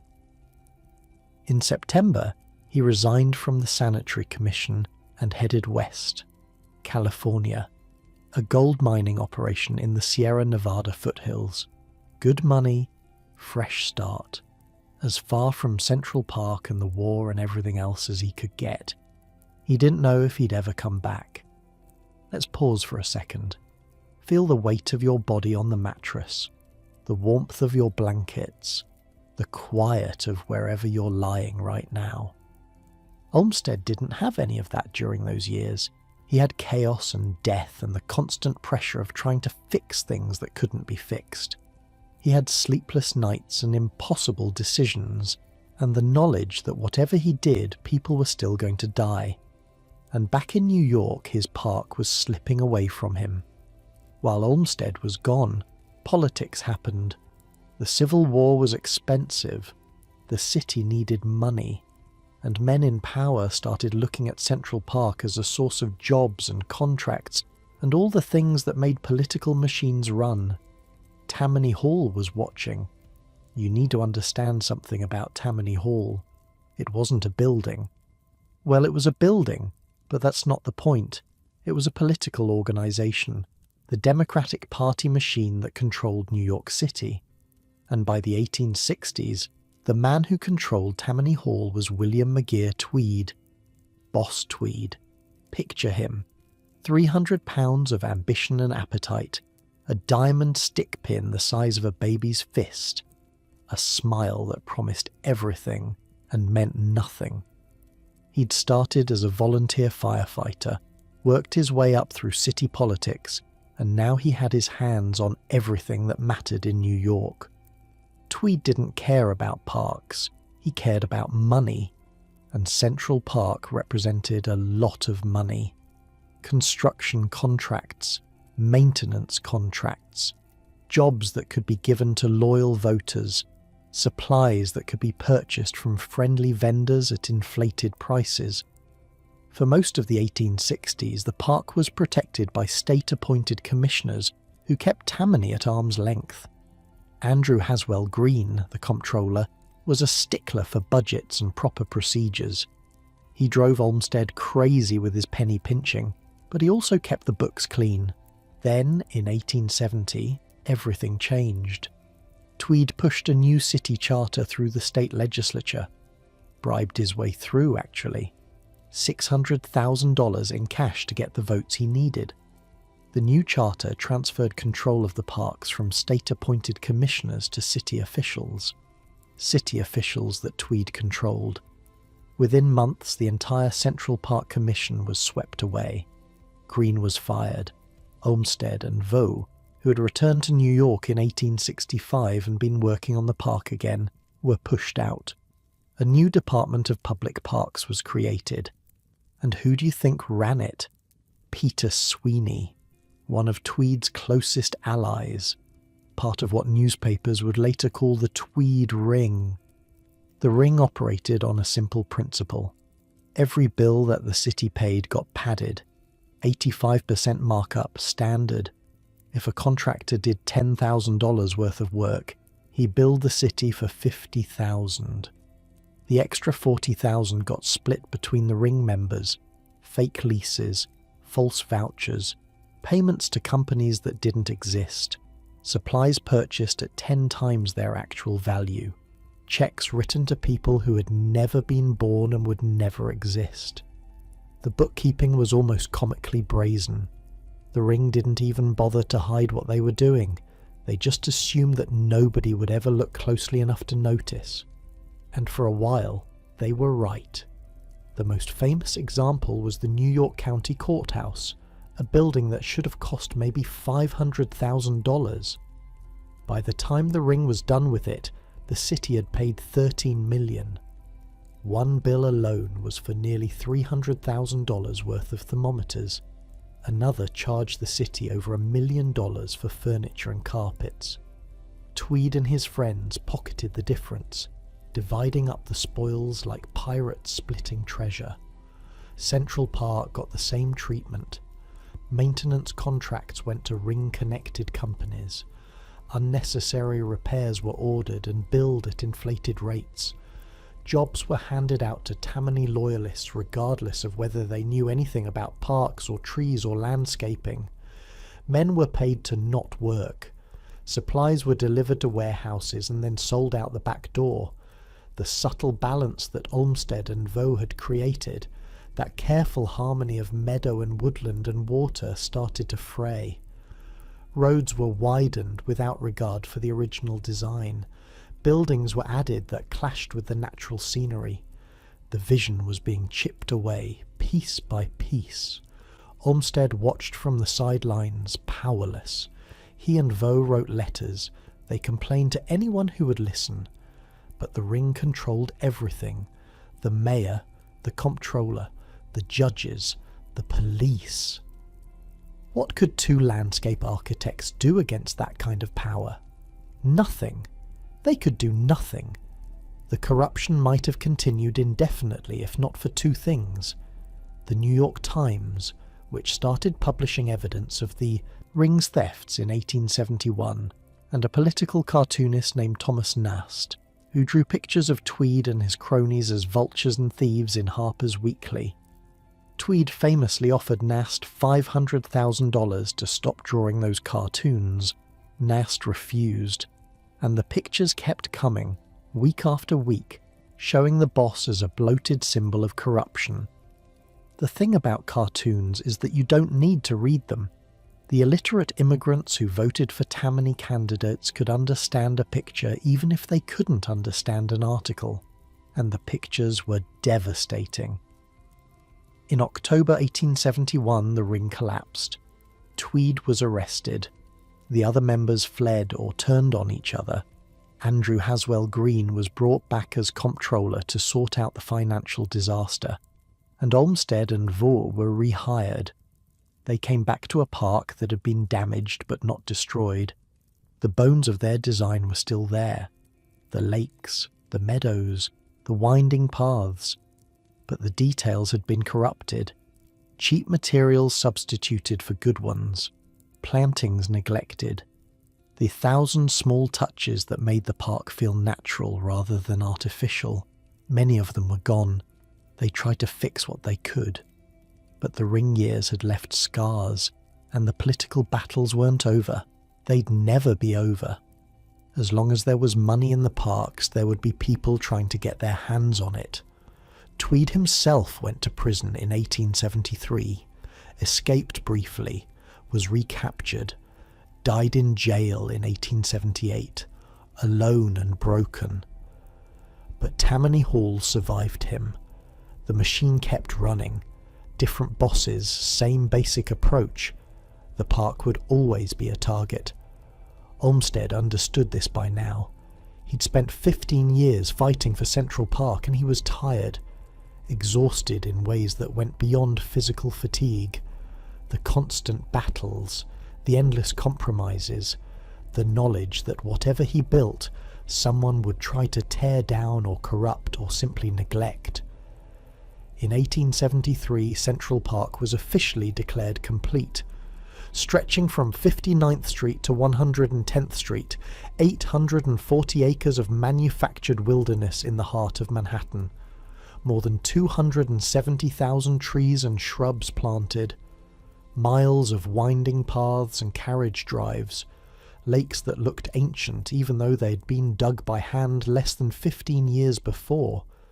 The final cost was nearly $14 million, more than double the original estimate, partly because of the ring's corruption, partly because nobody had really understood how massive the project would be, partly because war and politics and human greed had added costs that no engineer could have predicted. Tens of thousands of New Yorkers poured through the gates to see what their city had created. They walked the mall beneath the young elm trees, trees that Patrick and men like Patrick had planted one by one. They rowed boats across the lake that workers had dug out of swampland with shovels and horse carts. They rode horses through the winding drives that Olmsted had designed to hide the city from view. The newspapers called it the lungs of the city, a place where the urban masses could breathe clean air and rest their weary souls. For one moment, the city's divisions seemed to fade. Rich and poor walked the same paths. Immigrants and old-stock Americans shared the same shade. Irish workers and German craftsmen and the children of the families who'd once lived in Seneca Village, they all had a right to be there. The democratic dream that Olmsted had believed in, the idea that beauty should belong to everyone, it was actually happening. But beneath the celebration, Olmsted knew the truth. The park would always need defenders. It would always be under threat, not just from corruption, but from neglect, from changing tastes, from the simple passage of time. Parks weren't like buildings. You couldn't just finish them and walk away. They are living things, and living things required constant care. He and Vaux had created something beautiful, but keeping it beautiful would require vigilance, forever. Your eyes might be getting heavy now. That's okay. Let them close if they want to. Olmsted's eyes were heavy too by the end of 1873. He was 51 years old. He'd spent the last 16 years building Central Park, running the Sanitary Commission, managing a gold mine in California, and fighting battles he never should have had to fight. His leg still hurt from that carriage accident. His nerves were shot. His family had suffered through years of uncertainty and upheaval, and for what? A park that politicians could corrupt and bureaucrats could neglect and time could slowly erode. He submitted his final report to the park commissioners. Then he turned to other projects: Brooklyn's Prospect Park, Buffalo's park system, the grounds of the United States Capitol. The park he'd created would have to survive without him. Whether it could was another question entirely. Thomas walked the park at dawn when most of New York was still sleeping. He'd been a park keeper since 1870, hired during the Tweed years when jobs went to anyone who knew somebody. Thomas knew somebody.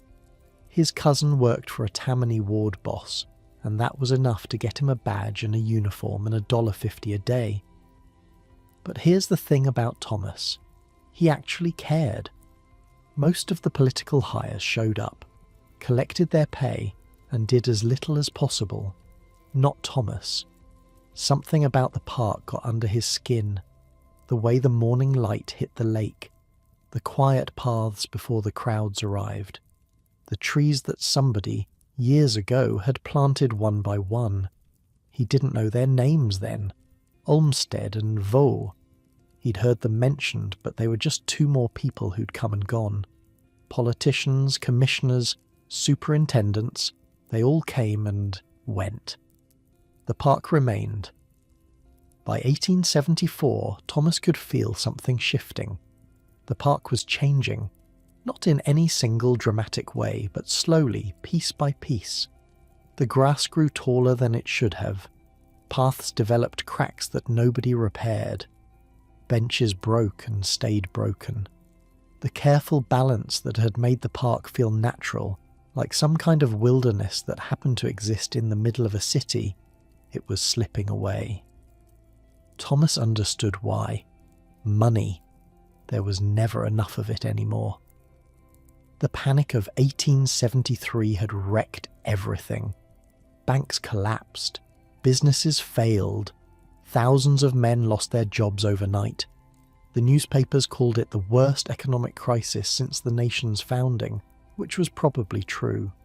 Suddenly the city didn't have money for basic services, let alone park maintenance. Budget cuts hit the parks department hard.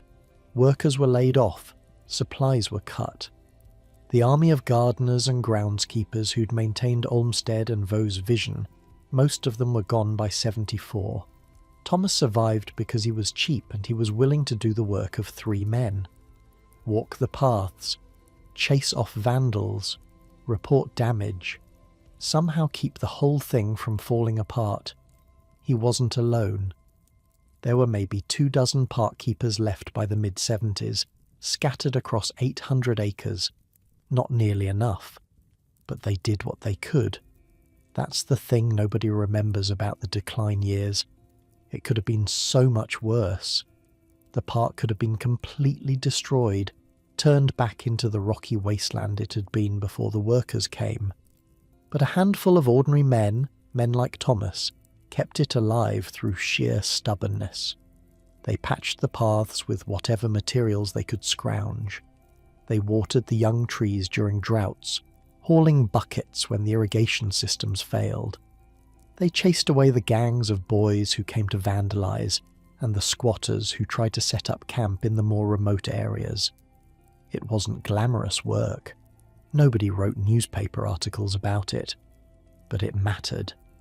Meanwhile, the world around the park was changing in ways that would have seemed impossible just a few years earlier. Fifth Avenue, along the park's eastern edge, was transforming into a canyon of wealth. The mansions started going up in the 70s and kept coming through the 80s.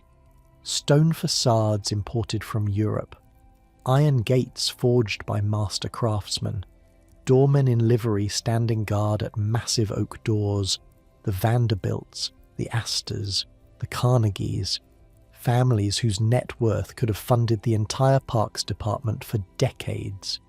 For centuries, probably. They treated Central Park as their private garden. Their carriages rolled through the drives on Sunday afternoons, polished and gleaming, driven by coachmen in matching uniforms. Ladies in silk dresses promenaded along the mall, parasols shading their faces from the sun. Gentlemen in top hats discussed business deals and stock prices while their children ran ahead, supervised by nannies in starched white aprons. From certain angles you might think nothing was wrong at all. The wealthy parts of the park looked fine. The paths where the rich walked were swept clean. The views from Fifth Avenue were carefully maintained. It was the other parts that showed the rot. The northern reaches, where fewer wealthy visitors ventured. The remote corners of the Ramble. The working-class entrances on the west side where the paths were cracked and the benches were broken. Thomas walked them all. He saw both worlds, the glittering Sunday promenades and the neglected edges where nobody cared what happened. He touched his cap when the wealthy noticed him, which wasn't often. He was invisible to them, part of the scenery, like the trees and the benches and the lampposts, something that was just supposed to be there, maintained by forces they didn't think about. But he also watched other people come to the park, working families from downtown who walk for miles because they couldn't afford the horse car fare. 5 cents might not sound like much, but when you're making $1 a day and feeding 4 children, 5 cents is dinner, so they walked. 3 miles, 4 miles, whatever it took. Immigrant children who'd never seen grass before. Not real grass, not like this. Kids from the tenements of the Lower East Side where the only green things were the mould on the walls and the occasional wilted cabbage in a pushcart. They came to Central Park and ran like wild things, drunk on space and fresh air. Old men who sat on the broken benches and stared at the lake, grateful for a few hours of peace. Men who'd worked in factories their whole lives, their hearing half gone from the machines, their lungs damaged from the dust. The park was the only quiet place they knew, the only place where the noise stopped. Women who brought their sewing and sat in the shade watching their children play. Women who worked 16-hour days in garment shops, hunched over machines until their backs ached.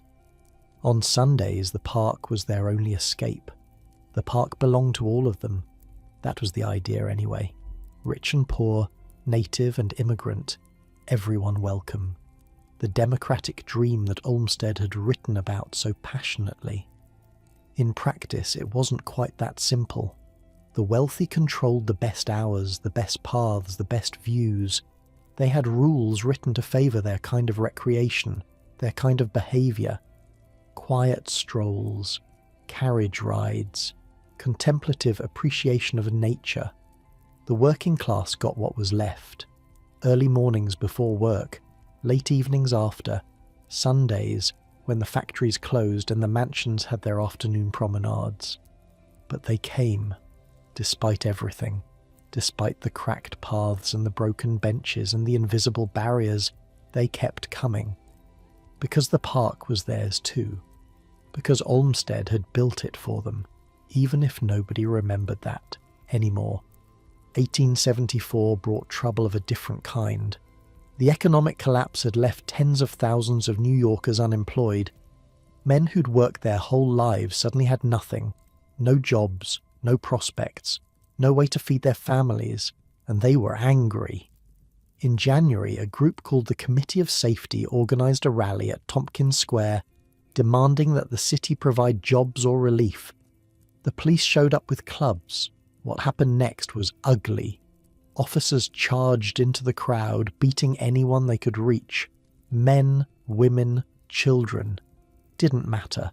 The newspapers called it a riot, but it was more like a massacre. The protests spread. Throughout that winter and into the spring, demonstrations erupted across the city. Some of them came to Central Park. The park that was built for all people became a battleground between the desperate and the authorities. Thomas watched it happen. Stood at the edge of crowds, his keeper's badge hidden in his pocket, not sure whose side he was supposed to be on. The poor had legitimate grievances, but violence wasn't going to solve anything, and the park was caught in the middle. Afterward, when the protests faded and the newspapers moved on to other stories, the park looked different. Trampled grass, broken branches.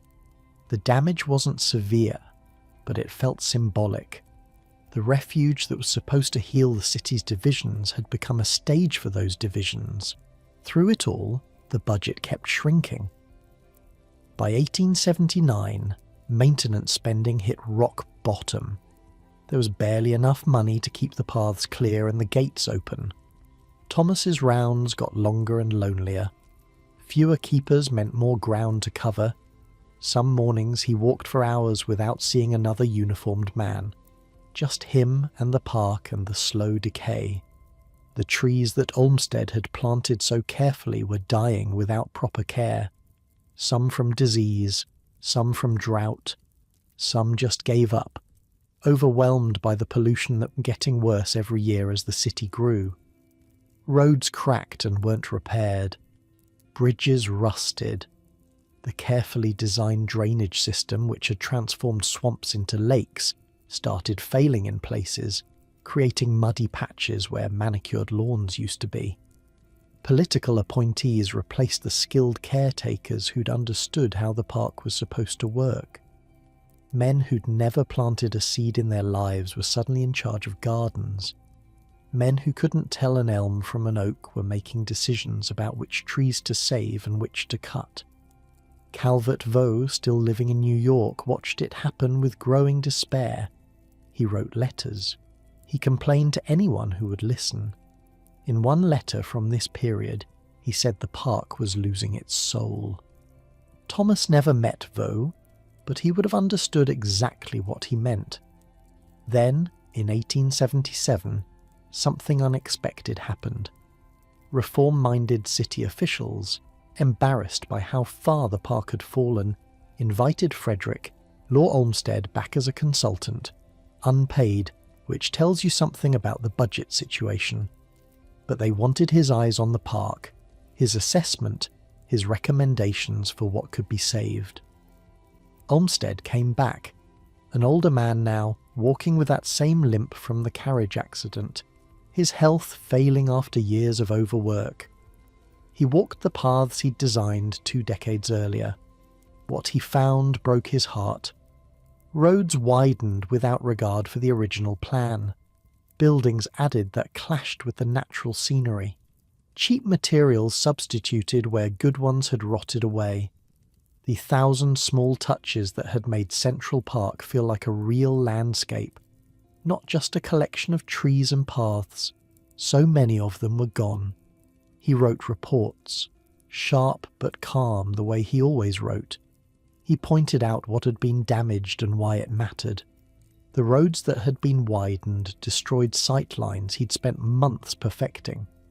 The buildings that had been added blocked views that were supposed to carry your eye across meadows to distant tree lines. The cheap repairs were already failing and would need to be redone properly or not at all. He warned that a public work of art, if left unguarded, decays in both body and purpose. That wasn't just about broken paths and dying trees. It was about the idea of the park itself, the democratic dream, the belief that beauty should belong to everyone. Some of his recommendations were followed. Most weren't. The money simply wasn't there. But his return reminded people what Central Park was supposed to be, what it could still become if anyone cared enough to save it. The commissioners who'd invited him back were genuinely concerned. They published his reports. They used his words to argue for increased funding. They weren't bad men. They just didn't have the resources or the political power to fix everything that had gone wrong. Thomas heard about Olmsted's visit through the gossip that filtered down to the keepers. He didn't meet the man. Olmsted walked with commissioners, not with $50 a day employees. But Thomas felt something shift after that, a sense that maybe the decline wasn't permanent. Maybe the park had a future after all.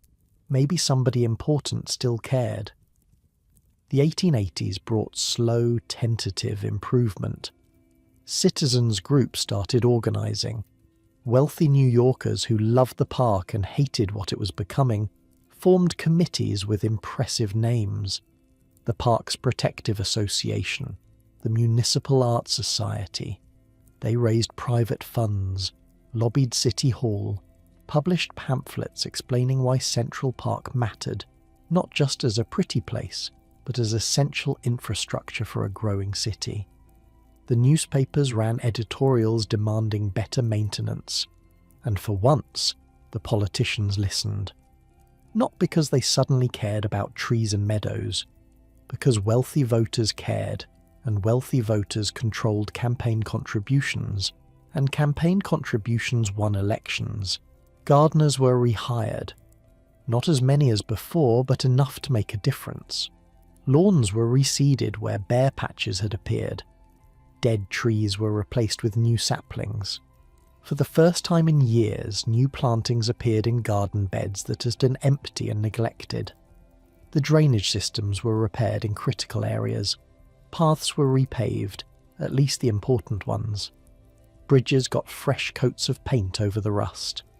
The Metropolitan Museum of Art opened on the park's eastern edge in 1880, bringing a new wave of visitors. People who came for the paintings and sculptures discovered the park itself, wandering out onto the paths after their museum visits, rediscovering a treasure they'd forgotten. Rowboats returned to the lake. Bands played music on Sundays. Children ran across the great lawn, their laughter carrying across meadows that were actually green again. Thomas watched the recovery happen. He was older now, his hair going grey, his joints aching from years of walking those 800 acres. But he was still there, still making his rounds, still caring about a park that most people took for granted. By the late 80s, Central Park was stabilising, not restored to its original glory, not by a long shot. Too much had been lost. Too many decisions had been made by people who didn't understand what they were doing. But the bleeding had stopped. The park was going to survive. Olmsted was gone by then, working on other projects. Boston's park system, the grounds of Stanford University, the landscape for the World's Columbian Exposition in Chicago. His health was getting worse. His memory was starting to fade. He wouldn't work much longer. Vaux was still in New York, still fighting quietly for the park he'd helped create. He designed small restorations when the city would pay for them. He worked on Riverside Park and Morningside Park, trying to bring some of Central Park's spirit to other neighbourhoods. But tastes were changing. The idea of a passive, contemplative park, where you walked quietly and let nature restore your spirit, that seemed old-fashioned to the new generation. They wanted activity, sports, entertainment, tennis courts and baseball diamonds and playgrounds with swings and slides. The debate that would define the park's future was just beginning. Should Central Park remain a rural refuge in the heart of the city, or should it evolve into something more modern, more active, more fun? Nobody had the answer yet. Maybe there wasn't one answer. Maybe the park would have to be both things at once. Thomas retired in 1892. 22 years of walking those paths. 22 years of watching seasons change, watching the park rise and fall and rise again. On his last day, he walked the full circuit one more time, dawn to dusk, every path he knew by heart, the lake where he'd chased away skinny dippers on hot summer nights, the ramble where he'd found lost children and returned them to frantic parents, the mall where he'd stood at the edge of concerts, listening to music he didn't have the money or the education to fully appreciate. He wasn't a famous man. His name never appeared in the newspapers. No statue would be erected in his honour, but he'd kept the park alive during its darkest years, him and a handful of others like him, the keepers, the forgotten men who did the unglamorous work while the designers and politicians got the credit. You're probably getting sleepy now. That's good. Let yourself drift. Thomas would have understood that feeling. The bone-deep exhaustion after a long day of walking, the satisfaction of having done something worthwhile, even if nobody noticed. He died in 1904, a few months after Olmsted himself passed away. The newspapers didn't mention Thomas. Why would they? He was just a park keeper. But the park he'd helped protect was still there, still green, still welcoming millions of visitors every year. That was his monument, this same monument that Patrick had built with his hands and Olmsted had built with his vision. Central Park, alive, enduring, waiting for the next chapter of its story. Frederick Law Olmsted never stopped working, even after Central Park nearly broke him, even after Tweed's corruption, the endless political battles, the years of watching his creation get chipped away piece by piece. In 1883 he packed up and moved to Brookline, Massachusetts, bought a farmhouse on nearly 2 acres of hilly land, called it Fairstead. He was 61 years old, famous now, the father of American landscape architecture. But fame didn't slow him down. If anything, it just brought more work. His office expanded into the farmhouse, spilling into a 2-story addition. His sons John Charles and Frederick Jr. joined the practice. They drew plans on massive tables, rolling out sheets of paper covered in topographic lines and plant specifications. The commissions kept coming. Boston's Emerald Necklace, a chain of parks and green spaces threading through the city. The grounds of Stanford University in California. The Biltmore Estate in North Carolina, where George Vanderbilt wanted 250 acres of formal gardens and wild forest. Olmsted took them all. His body was breaking down. His leg, the one he'd injured in that carriage accident back in '61, ached constantly. His eyes were failing. Sleep came harder every year, but he kept working, 20-hour days sometimes, sprints of intense labour followed by collapses into exhaustion, his mind racing even when his body screamed for rest. Your bed, by the way, is doing the opposite right now, cradling you, supporting you, no deadlines, no plans to draw, no politicians to fight, just rest.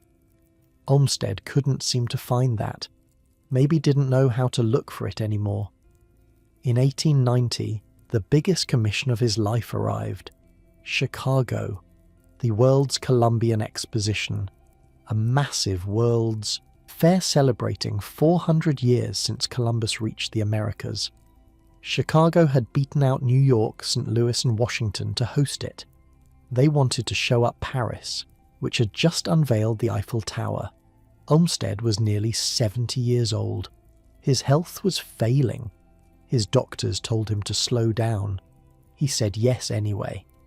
The site was Jackson Park, 630 acres of sandy marshland along Lake Michigan, about as promising as the rocky, swampy ground he'd transformed in Manhattan all those years ago. Olmsted looked at the marsh and saw what he always saw: possibility. He designed a system of lagoons and canals, dredging the swamp to create waterways that would reflect the gleaming white buildings rising around them. In the centre, he carved out a wooded island. a place of quiet green amid all the spectacle. His goal, he wrote, was to create natural scenery that would provide a quieting influence, counteractive to the artificial grandeur and the crowds, pomp, splendour and bustle of the rest of the exposition. Same goal he'd had in Central Park 35 years earlier. Give people a place to breathe. The scale was staggering.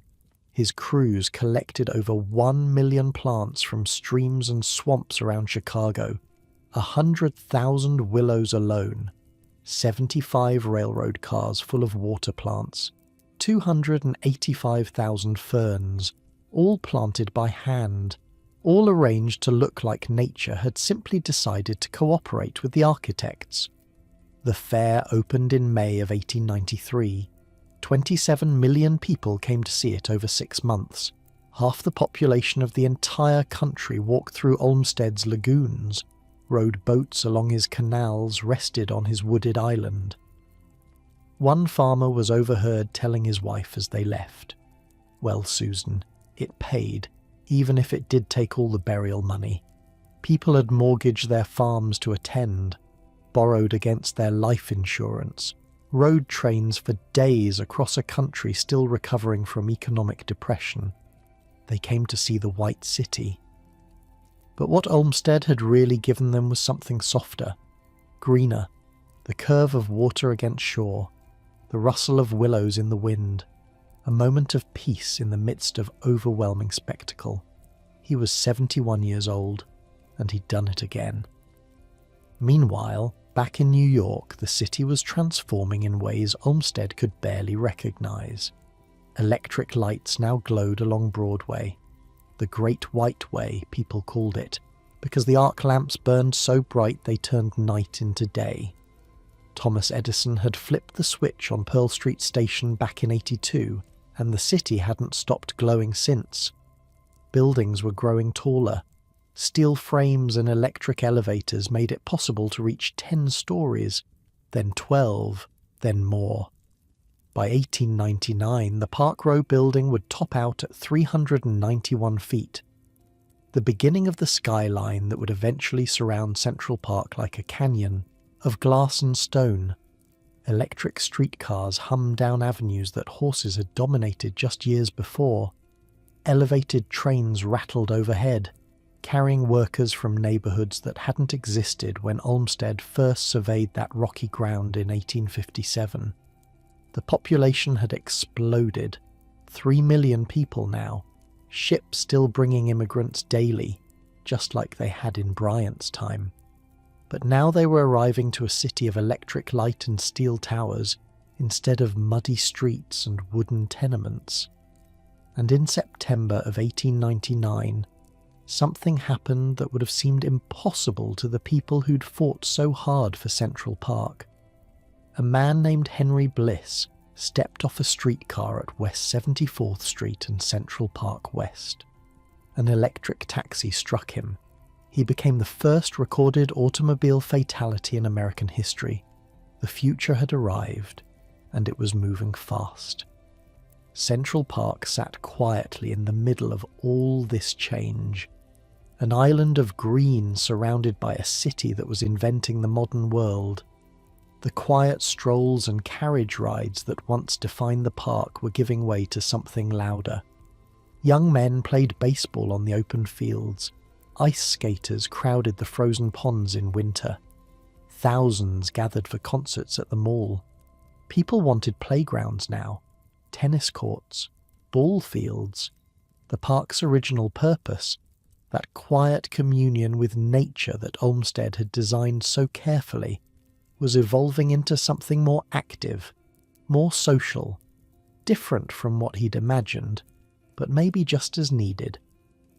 Olmsted watched from Massachusetts. His health declined through the 90s, memory slipping, focus harder to maintain. The sprints of manic energy followed by longer and longer periods of confusion. His sons took over more of the work. The firm continued, but Olmsted's hand grew shakier on the drafting table. In 1895, senility forced him to retire. His worst fear was coming true. His father had been a director of an insane asylum. Olmsted had always dreaded ending up in such a place. Losing his mind, losing control, becoming one of those patients he'd designed grounds for. Because that's what he'd done. Among all his parks and estates and fairgrounds, Olmsted had designed the landscapes of mental institutions, the Buffalo State Hospital, McLean Hospital in Massachusetts. He believed nature could heal the troubled mind, designed those grounds with the same care he'd given Central Park, paths for walking, views to rest the eyes, open spaces where patients could find peace. Now he would need that peace himself, but first, Calvert Vaux. They hadn't worked together in years. Their partnership had ended officially back in 1872. They'd collaborated on projects since then, fought over credit and fees and whose vision should prevail. Their relationship was complicated. Two brilliant men who had created something neither could have built alone. In November of 1895, Vaux was 70 years old, living in Manhattan mostly, but staying with his son Downing in Brooklyn, a neighborhood called Bath Beach, out near Gravesend Bay. He was officially retired, though he still held an honorary position as the Parks Department's landscape advisor, still thinking about parks, still walking as he always had, taking long morning strolls along the waterfront. November 19th was a foggy day. Vaux left his son's house that morning, left behind his gold watch and chain, his vest, had about $2 in change in his pocket. He walked toward the water. At some point during the day, a Captain Ditmar spotted him on a pier near the bay. They talked briefly. Vaux said he was admiring the improvements they'd made to the area, talked a little about how to make the beach more pleasant for visitors. Then Vaux continued walking the piers, alone.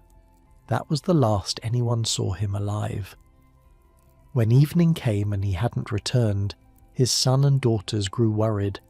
They searched the hotels, the hospitals, even sent word to the keepers at Prospect Park, another masterpiece Vaux had helped design with Olmsted. No sign of him. 2 days later, a workman on a coal dock spotted something in the rough water of Gravesend Bay, a body being tossed about in the waves. It disappeared before he could reach it, then drifted back alongside the bulkhead. They pulled him from the water with a boat hook. Vaux's son came to identify the body. He could barely bring himself to look at his father's face. Recognized the well-worn suit first, then looked away. There was a bruise on the head, a slight cut over the eye. His hat, spectacles, and left shoe were missing. The newspapers speculated. Some mentioned suicide. His career had slowed. His style had fallen out of fashion.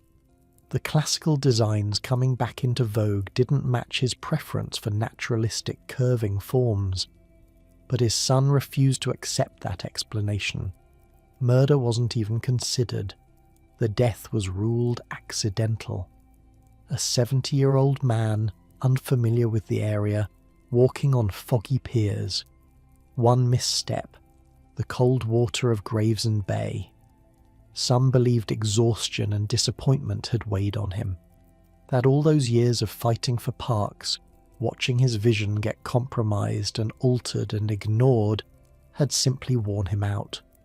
We'll never know for certain. But here's what we do know. Calvert Vaux, the man who had convinced Frederick Law Olmsted to enter that design competition back in 1857, the man who had coined the term landscape architect, the man who had designed Bethesda Terrace and the bridges and the Ramble, and so much of what people love about Central Park, died alone in cold water on a foggy November morning. He was buried in Kingston, New York. Today, there's a park at Gravesend Bay named after him, Calvert Vaux Park. It's not far from where his body was found. Olmsted probably received the news at Fairstead. We don't know what he said. We don't know if he could still fully understand what it meant, given how his mind was deteriorating.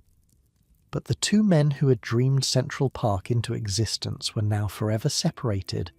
One gone, the other fading. 3 more years passed.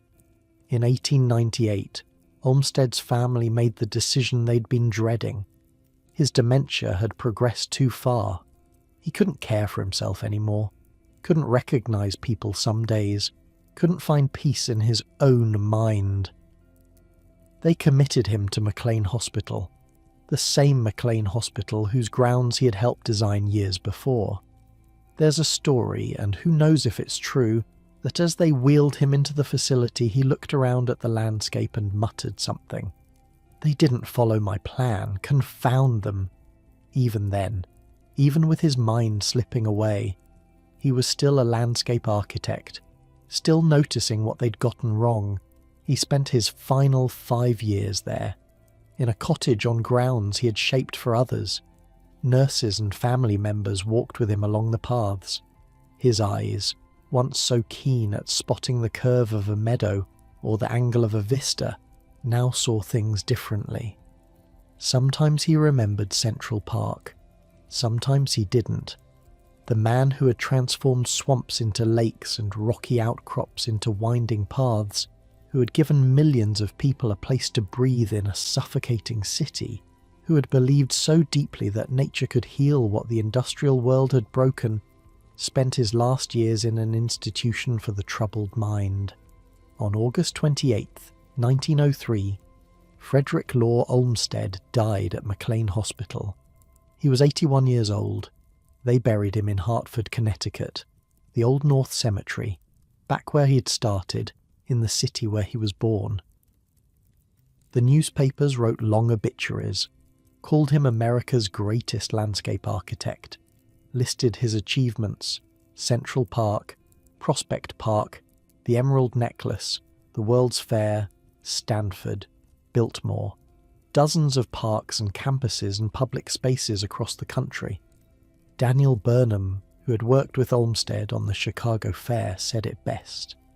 He paints with lakes and wooded slopes, with lawns and banks and forest-covered hills, with mountainsides and ocean views. But maybe the more honest tribute was simpler. He gave people places to rest, in cities that were growing too fast, too crowded, too loud, in a world that was electrifying and mechanizing and racing toward a future no one fully understood. He carved out spaces where people could slow down, where they could walk on grass and sit under trees and watch light move across water. He didn't just design parks, he designed relief. Your bed is giving you that same relief right now, that same permission to stop, to breathe, to let your thoughts drift like boats on a quiet lake. Olmsted would have understood that feeling, the need for it, the healing power of simply resting. He spent his whole life trying to give that gift to strangers.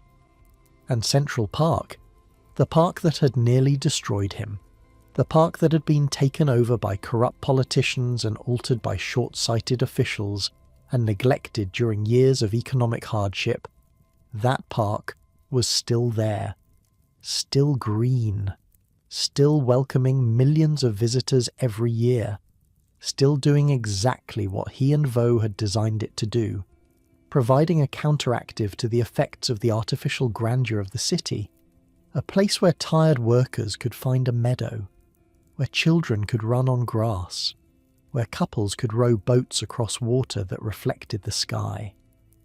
Both creators were gone now. Bryant, the poet who had first demanded a park for New York. Downing, the landscape designer who had dreamed of it before he drowned. Vaux, pulled from Cold Bay water with a bruise on his head. Olmsted, fading away in an asylum he'd designed for others. All gone. But what they'd built remained.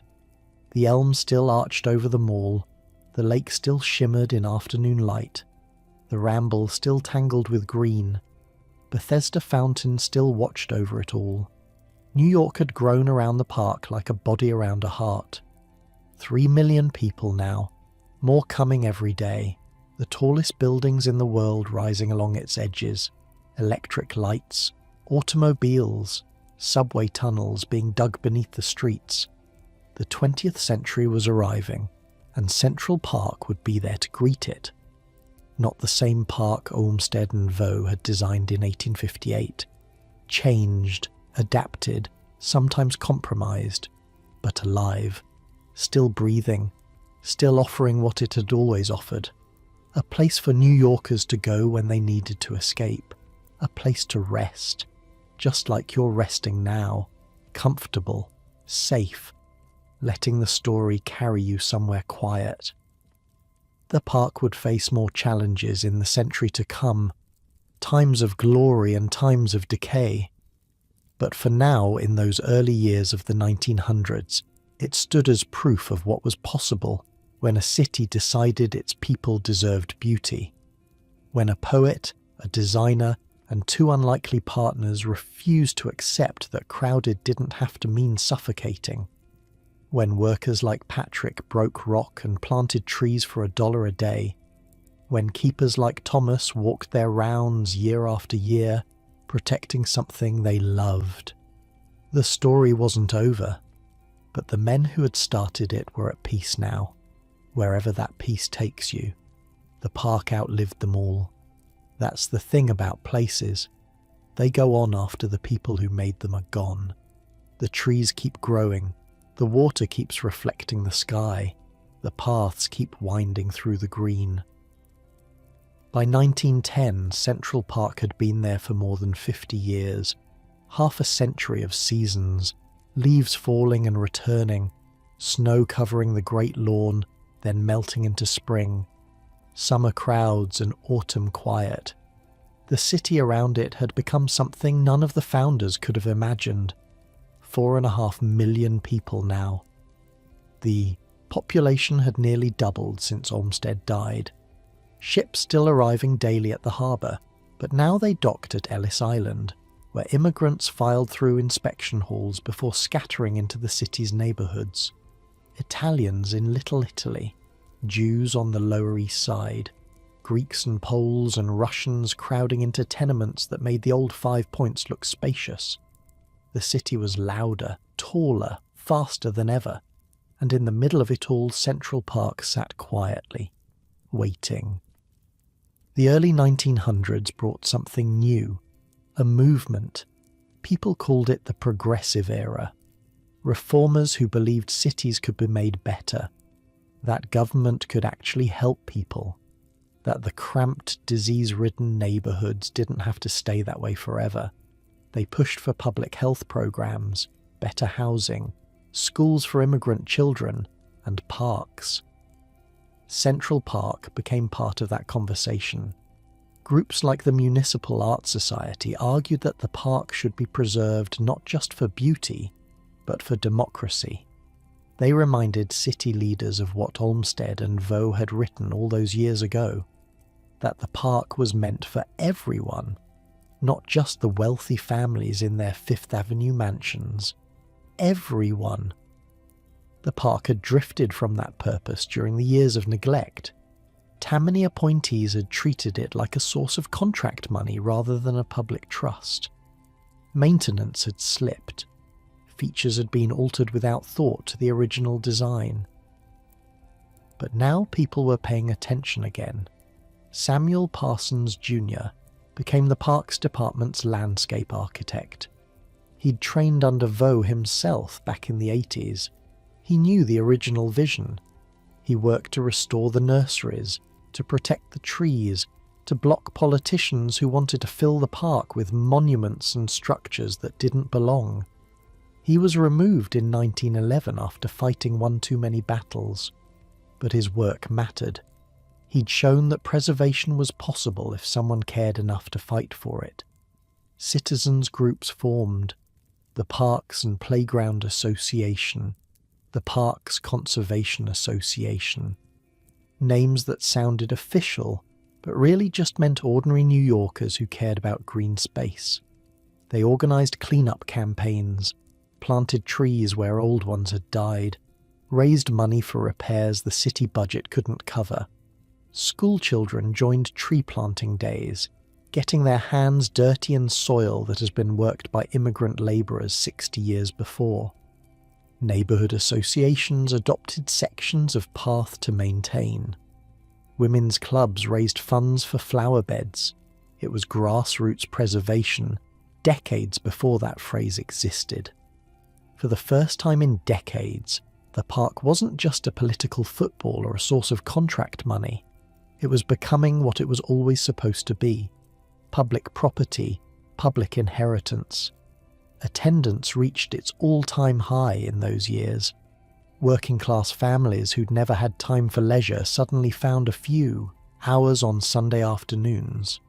Children from tenement neighbourhoods saw grass for the first time, really saw it. Not the scraggly patches between buildings, but actual meadows stretching toward trees. Immigrant communities at the park's borders started treating it like their own backyard. Because it was. Italian families spread blankets on the sheep meadow. Jewish kids from the Lower East Side rode the trolley uptown to rowboats on the lake. Irish workers, sons and daughters of the same labourers who'd built the place with picks and shovels, walked the paths their fathers had laid. Progressive reformers pushed for more. They wanted playgrounds, ball fields, places where kids could actually play, not just admire scenery from a distance. In 1927, a man named August Heckscher donated money for the first fully equipped playground. Swings and slides on the southeastern meadow. It wasn't part of Olmsted's original vision. He'd imagined quiet contemplation, not screaming children on seesaws. But the city had changed. What people needed from the park had changed too. And maybe that was okay. The fights continued, of course. Some wanted to drain the old reservoir and build a sports arena in its place. Others pushed for a grand civic plaza connecting the museums on either side. Landscape architects and preservationists fought back, insisting on protecting what remained of the original design. Eventually, the reservoir site became the Great Lawn, naturalistically landscaped, the way Olmsted would have wanted. A compromise between progress and preservation. That's what the park became, really. A long negotiation between what the city wanted and what the city needed. Between the rush of modern life and the quiet endurance of nature. By the 1920s, Central Park had become something more than a park. It was a symbol. Artists set up easels along the lakeshore, trying to capture the way light fell through elm branches in October. The Impressionists loved the place, all those dappled shadows, the shimmer of water through leaves. They'd spend entire afternoons working on a single view of Bow Bridge, trying to get the reflection just right. Writers walked the paths looking for inspiration. They described strolls through the mall in novels and essays. The way the light changed as you moved from open meadow to shaded ramble. The sounds of children playing in the distance. The strange peace of being alone in a crowd. Photographers discovered something magical about the place. You could stand at certain spots and capture the skyline reflected in the water. Nature and city coexisting in the same frame. Trees in the foreground, towers behind. All of it mirrored in the still surface of the lake. Those images spread around the world. People who'd never been to New York's or Central Park and understood something about the city they couldn't have grasped any other way. That it wasn't just steel and stone, that somewhere in the middle of all that ambition there was room for quiet. The park showed up in songs, in poems, in the stories people told about what New York meant. On summer evenings, couples rowed boats across the lake as the sun went down. The water turned gold, then pink, then purple. The city lights came on along the edges, but inside the park the darkness felt gentle, safe. Bands played concerts at the mall, not the formal affairs of the Gilded Age, with wealthy families in their Sunday best. These were public concerts, free. Anyone could come. factory workers and shop clerks and immigrants who'd been in the country less than a year. They sat on the grass or stood along the edges, listening to music drift through the elms. For an hour or two, nobody asked where you came from or how much money you had. You were just someone who wanted to hear music in a beautiful place. That was new. That feeling of belonging without having to prove anything. Not the immigrants' New York of crowded tenements and factory floors. Not the millionaires' New York of private clubs and gilded ballrooms. The other New York, the one that belonged to everyone. You could walk into Central Park with nothing in your pockets and still own all of it. The meadows and the lakes and the quiet paths winding through the ramble. Nobody could tell you this particular bench wasn't yours. Nobody could stop you from watching the sunset turn the water gold. That was the idea anyway. The dream Olmsted and Vaux had put into their greensward plan all those decades ago. It took 50 years and countless setbacks, but by 1930 that dream had become real. Not perfect, never perfect, but real. Irish and Italian immigrants walked the same paths as the Vanderbilts and Astors.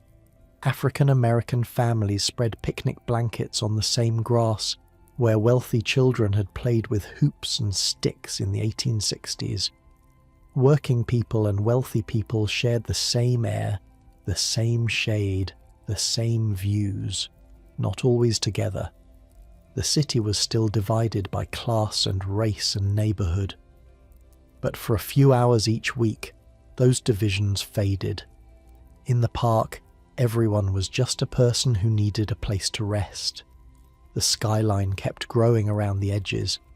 By 1930, buildings along Central Park South and Fifth Avenue had climbed 20, 30, 40 stories. The park sat in a canyon now, Green Valley surrounded by walls of stone and glass. But from inside the park you couldn't always see those walls. That was the design. Olmsted had planned it that way, using hills and trees to block the view of the city, to make visitors feel, even for a moment, that they'd escaped. The escape was never complete, of course. The elevated trains rattled nearby.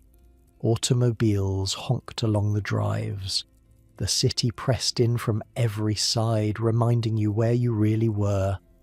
But still, the birds sang, the water rippled, the leaves rustled in whatever breeze made it over the apartment towers. Nature, finding a way. The men who'd fought for this park were all gone now. Bryant, the poet who'd first demanded green space for New York. He'd stood at his newspaper office and imagined meadows where there were only muddy lots.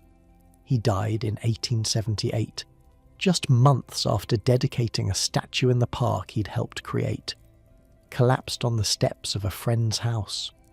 But his words lived on in every editorial about why cities need beauty. Downing, the landscape designer who dreamed of an American park before anyone else. He drowned in a steamboat fire on the Hudson, years before the first shovel broke ground. Never saw his dream become real. But his ideas shaped everything that came after. Olmsted, the failed farmer and journalist who'd found his life's purpose in dirt and trees and open meadows. He faded away in an asylum he'd designed for others, his brilliant mind finally going quiet. But his park spread across the country, teaching other cities what was possible. Vaux, the British architect who'd convinced Olmsted to enter that design competition in the first place, pulled from cold water on a foggy November morning, leaving behind bridges and terraces that would outlast every building around them. The workers who'd built it were gone too. Patrick, the Irish immigrant who'd broken rock and planted trees for $1 a day. He'd arrived on a coffin ship, lost everything to the famine, and then spent years shaping land that would welcome generations who'd never know his name. The German stonemasons who'd carved the bridges, the gardeners and labourers whose names were never recorded in any official document. 20,000 workers at the peak of construction, and we know almost none of them. The keepers who'd protected it through the lean years, Thomas and all the others, walking their rounds through decades of neglect, patching what they could, loving the park even when the city forgot to care. All gone. But look what they left behind. 843 acres of green in the middle of the most crowded island in America. Lakes that reflected clouds, meadows where children could run, paths that curved and wandered and invited you to lose yourself for a while. Bethesda Fountain, with the angel spreading bronze wings over the water. The mall still lined with those towering elms. The Ramble still tangled and wild and full of birds. Bowbridge still arching gracefully over the lake. All of it still there. Still welcoming millions of visitors every year. Still doing exactly what it was designed to do, providing rest for the weary, beauty for the starving, space for people who had none. The story of Central Park isn't really a story about a park. It's a story about what happens when a city decides its people deserve something beautiful. When politicians and poets and landscape architects and immigrant labourers all somehow end up on the same side of an argument. When a community looks at rocky, swampy ground and sees possibility instead of obstacles. It's a story about fighting for things that matter, about losing those fights sometimes and winning them other times, about showing up year after year, generation after generation, to protect what previous generations built. The park faced more challenges after 1930, times of glory and times of decay. Robert Moses and his playgrounds, the counterculture of the 60s, the dark years of the 70s when crime and neglect nearly destroyed everything, the restoration that brought it back again. But that's a story for another time. For now, just know this. The park survived. It survived corruption and politics and neglect. It survived economic collapse and social upheaval. It survived automobiles and skyscrapers and all the pressures of a city that never stopped growing. It's still there. Right now, as you're listening to this, 843 acres of green in the heart of Manhattan. The same grass Patrick planted, the same paths Thomas walked, the same views Olmsted designed to make people feel free, waiting for whoever needs it next, and you, lying there in your bed, comfortable and safe and drowsy. You're resting the way they dreamed New Yorkers would rest, in peace, in comfort, without the suffocating press of the city all around you. You have something those workers and keepers and designers never had. A quiet place of your own, sheets instead of straw, walls that keep out the noise, time to just lie still and let your thoughts drift. That's a luxury they fought to give people. A moment of peace in a world that never stopped demanding more. Take it now. Let your body sink deeper into the mattress. Let your breathing slow. Let the story fade into the quiet. Somewhere in New York, Central Park is settling into night. The last joggers heading home. The lamplights glowing along the paths. The lake going dark and still. The trees are there in the darkness. The meadows.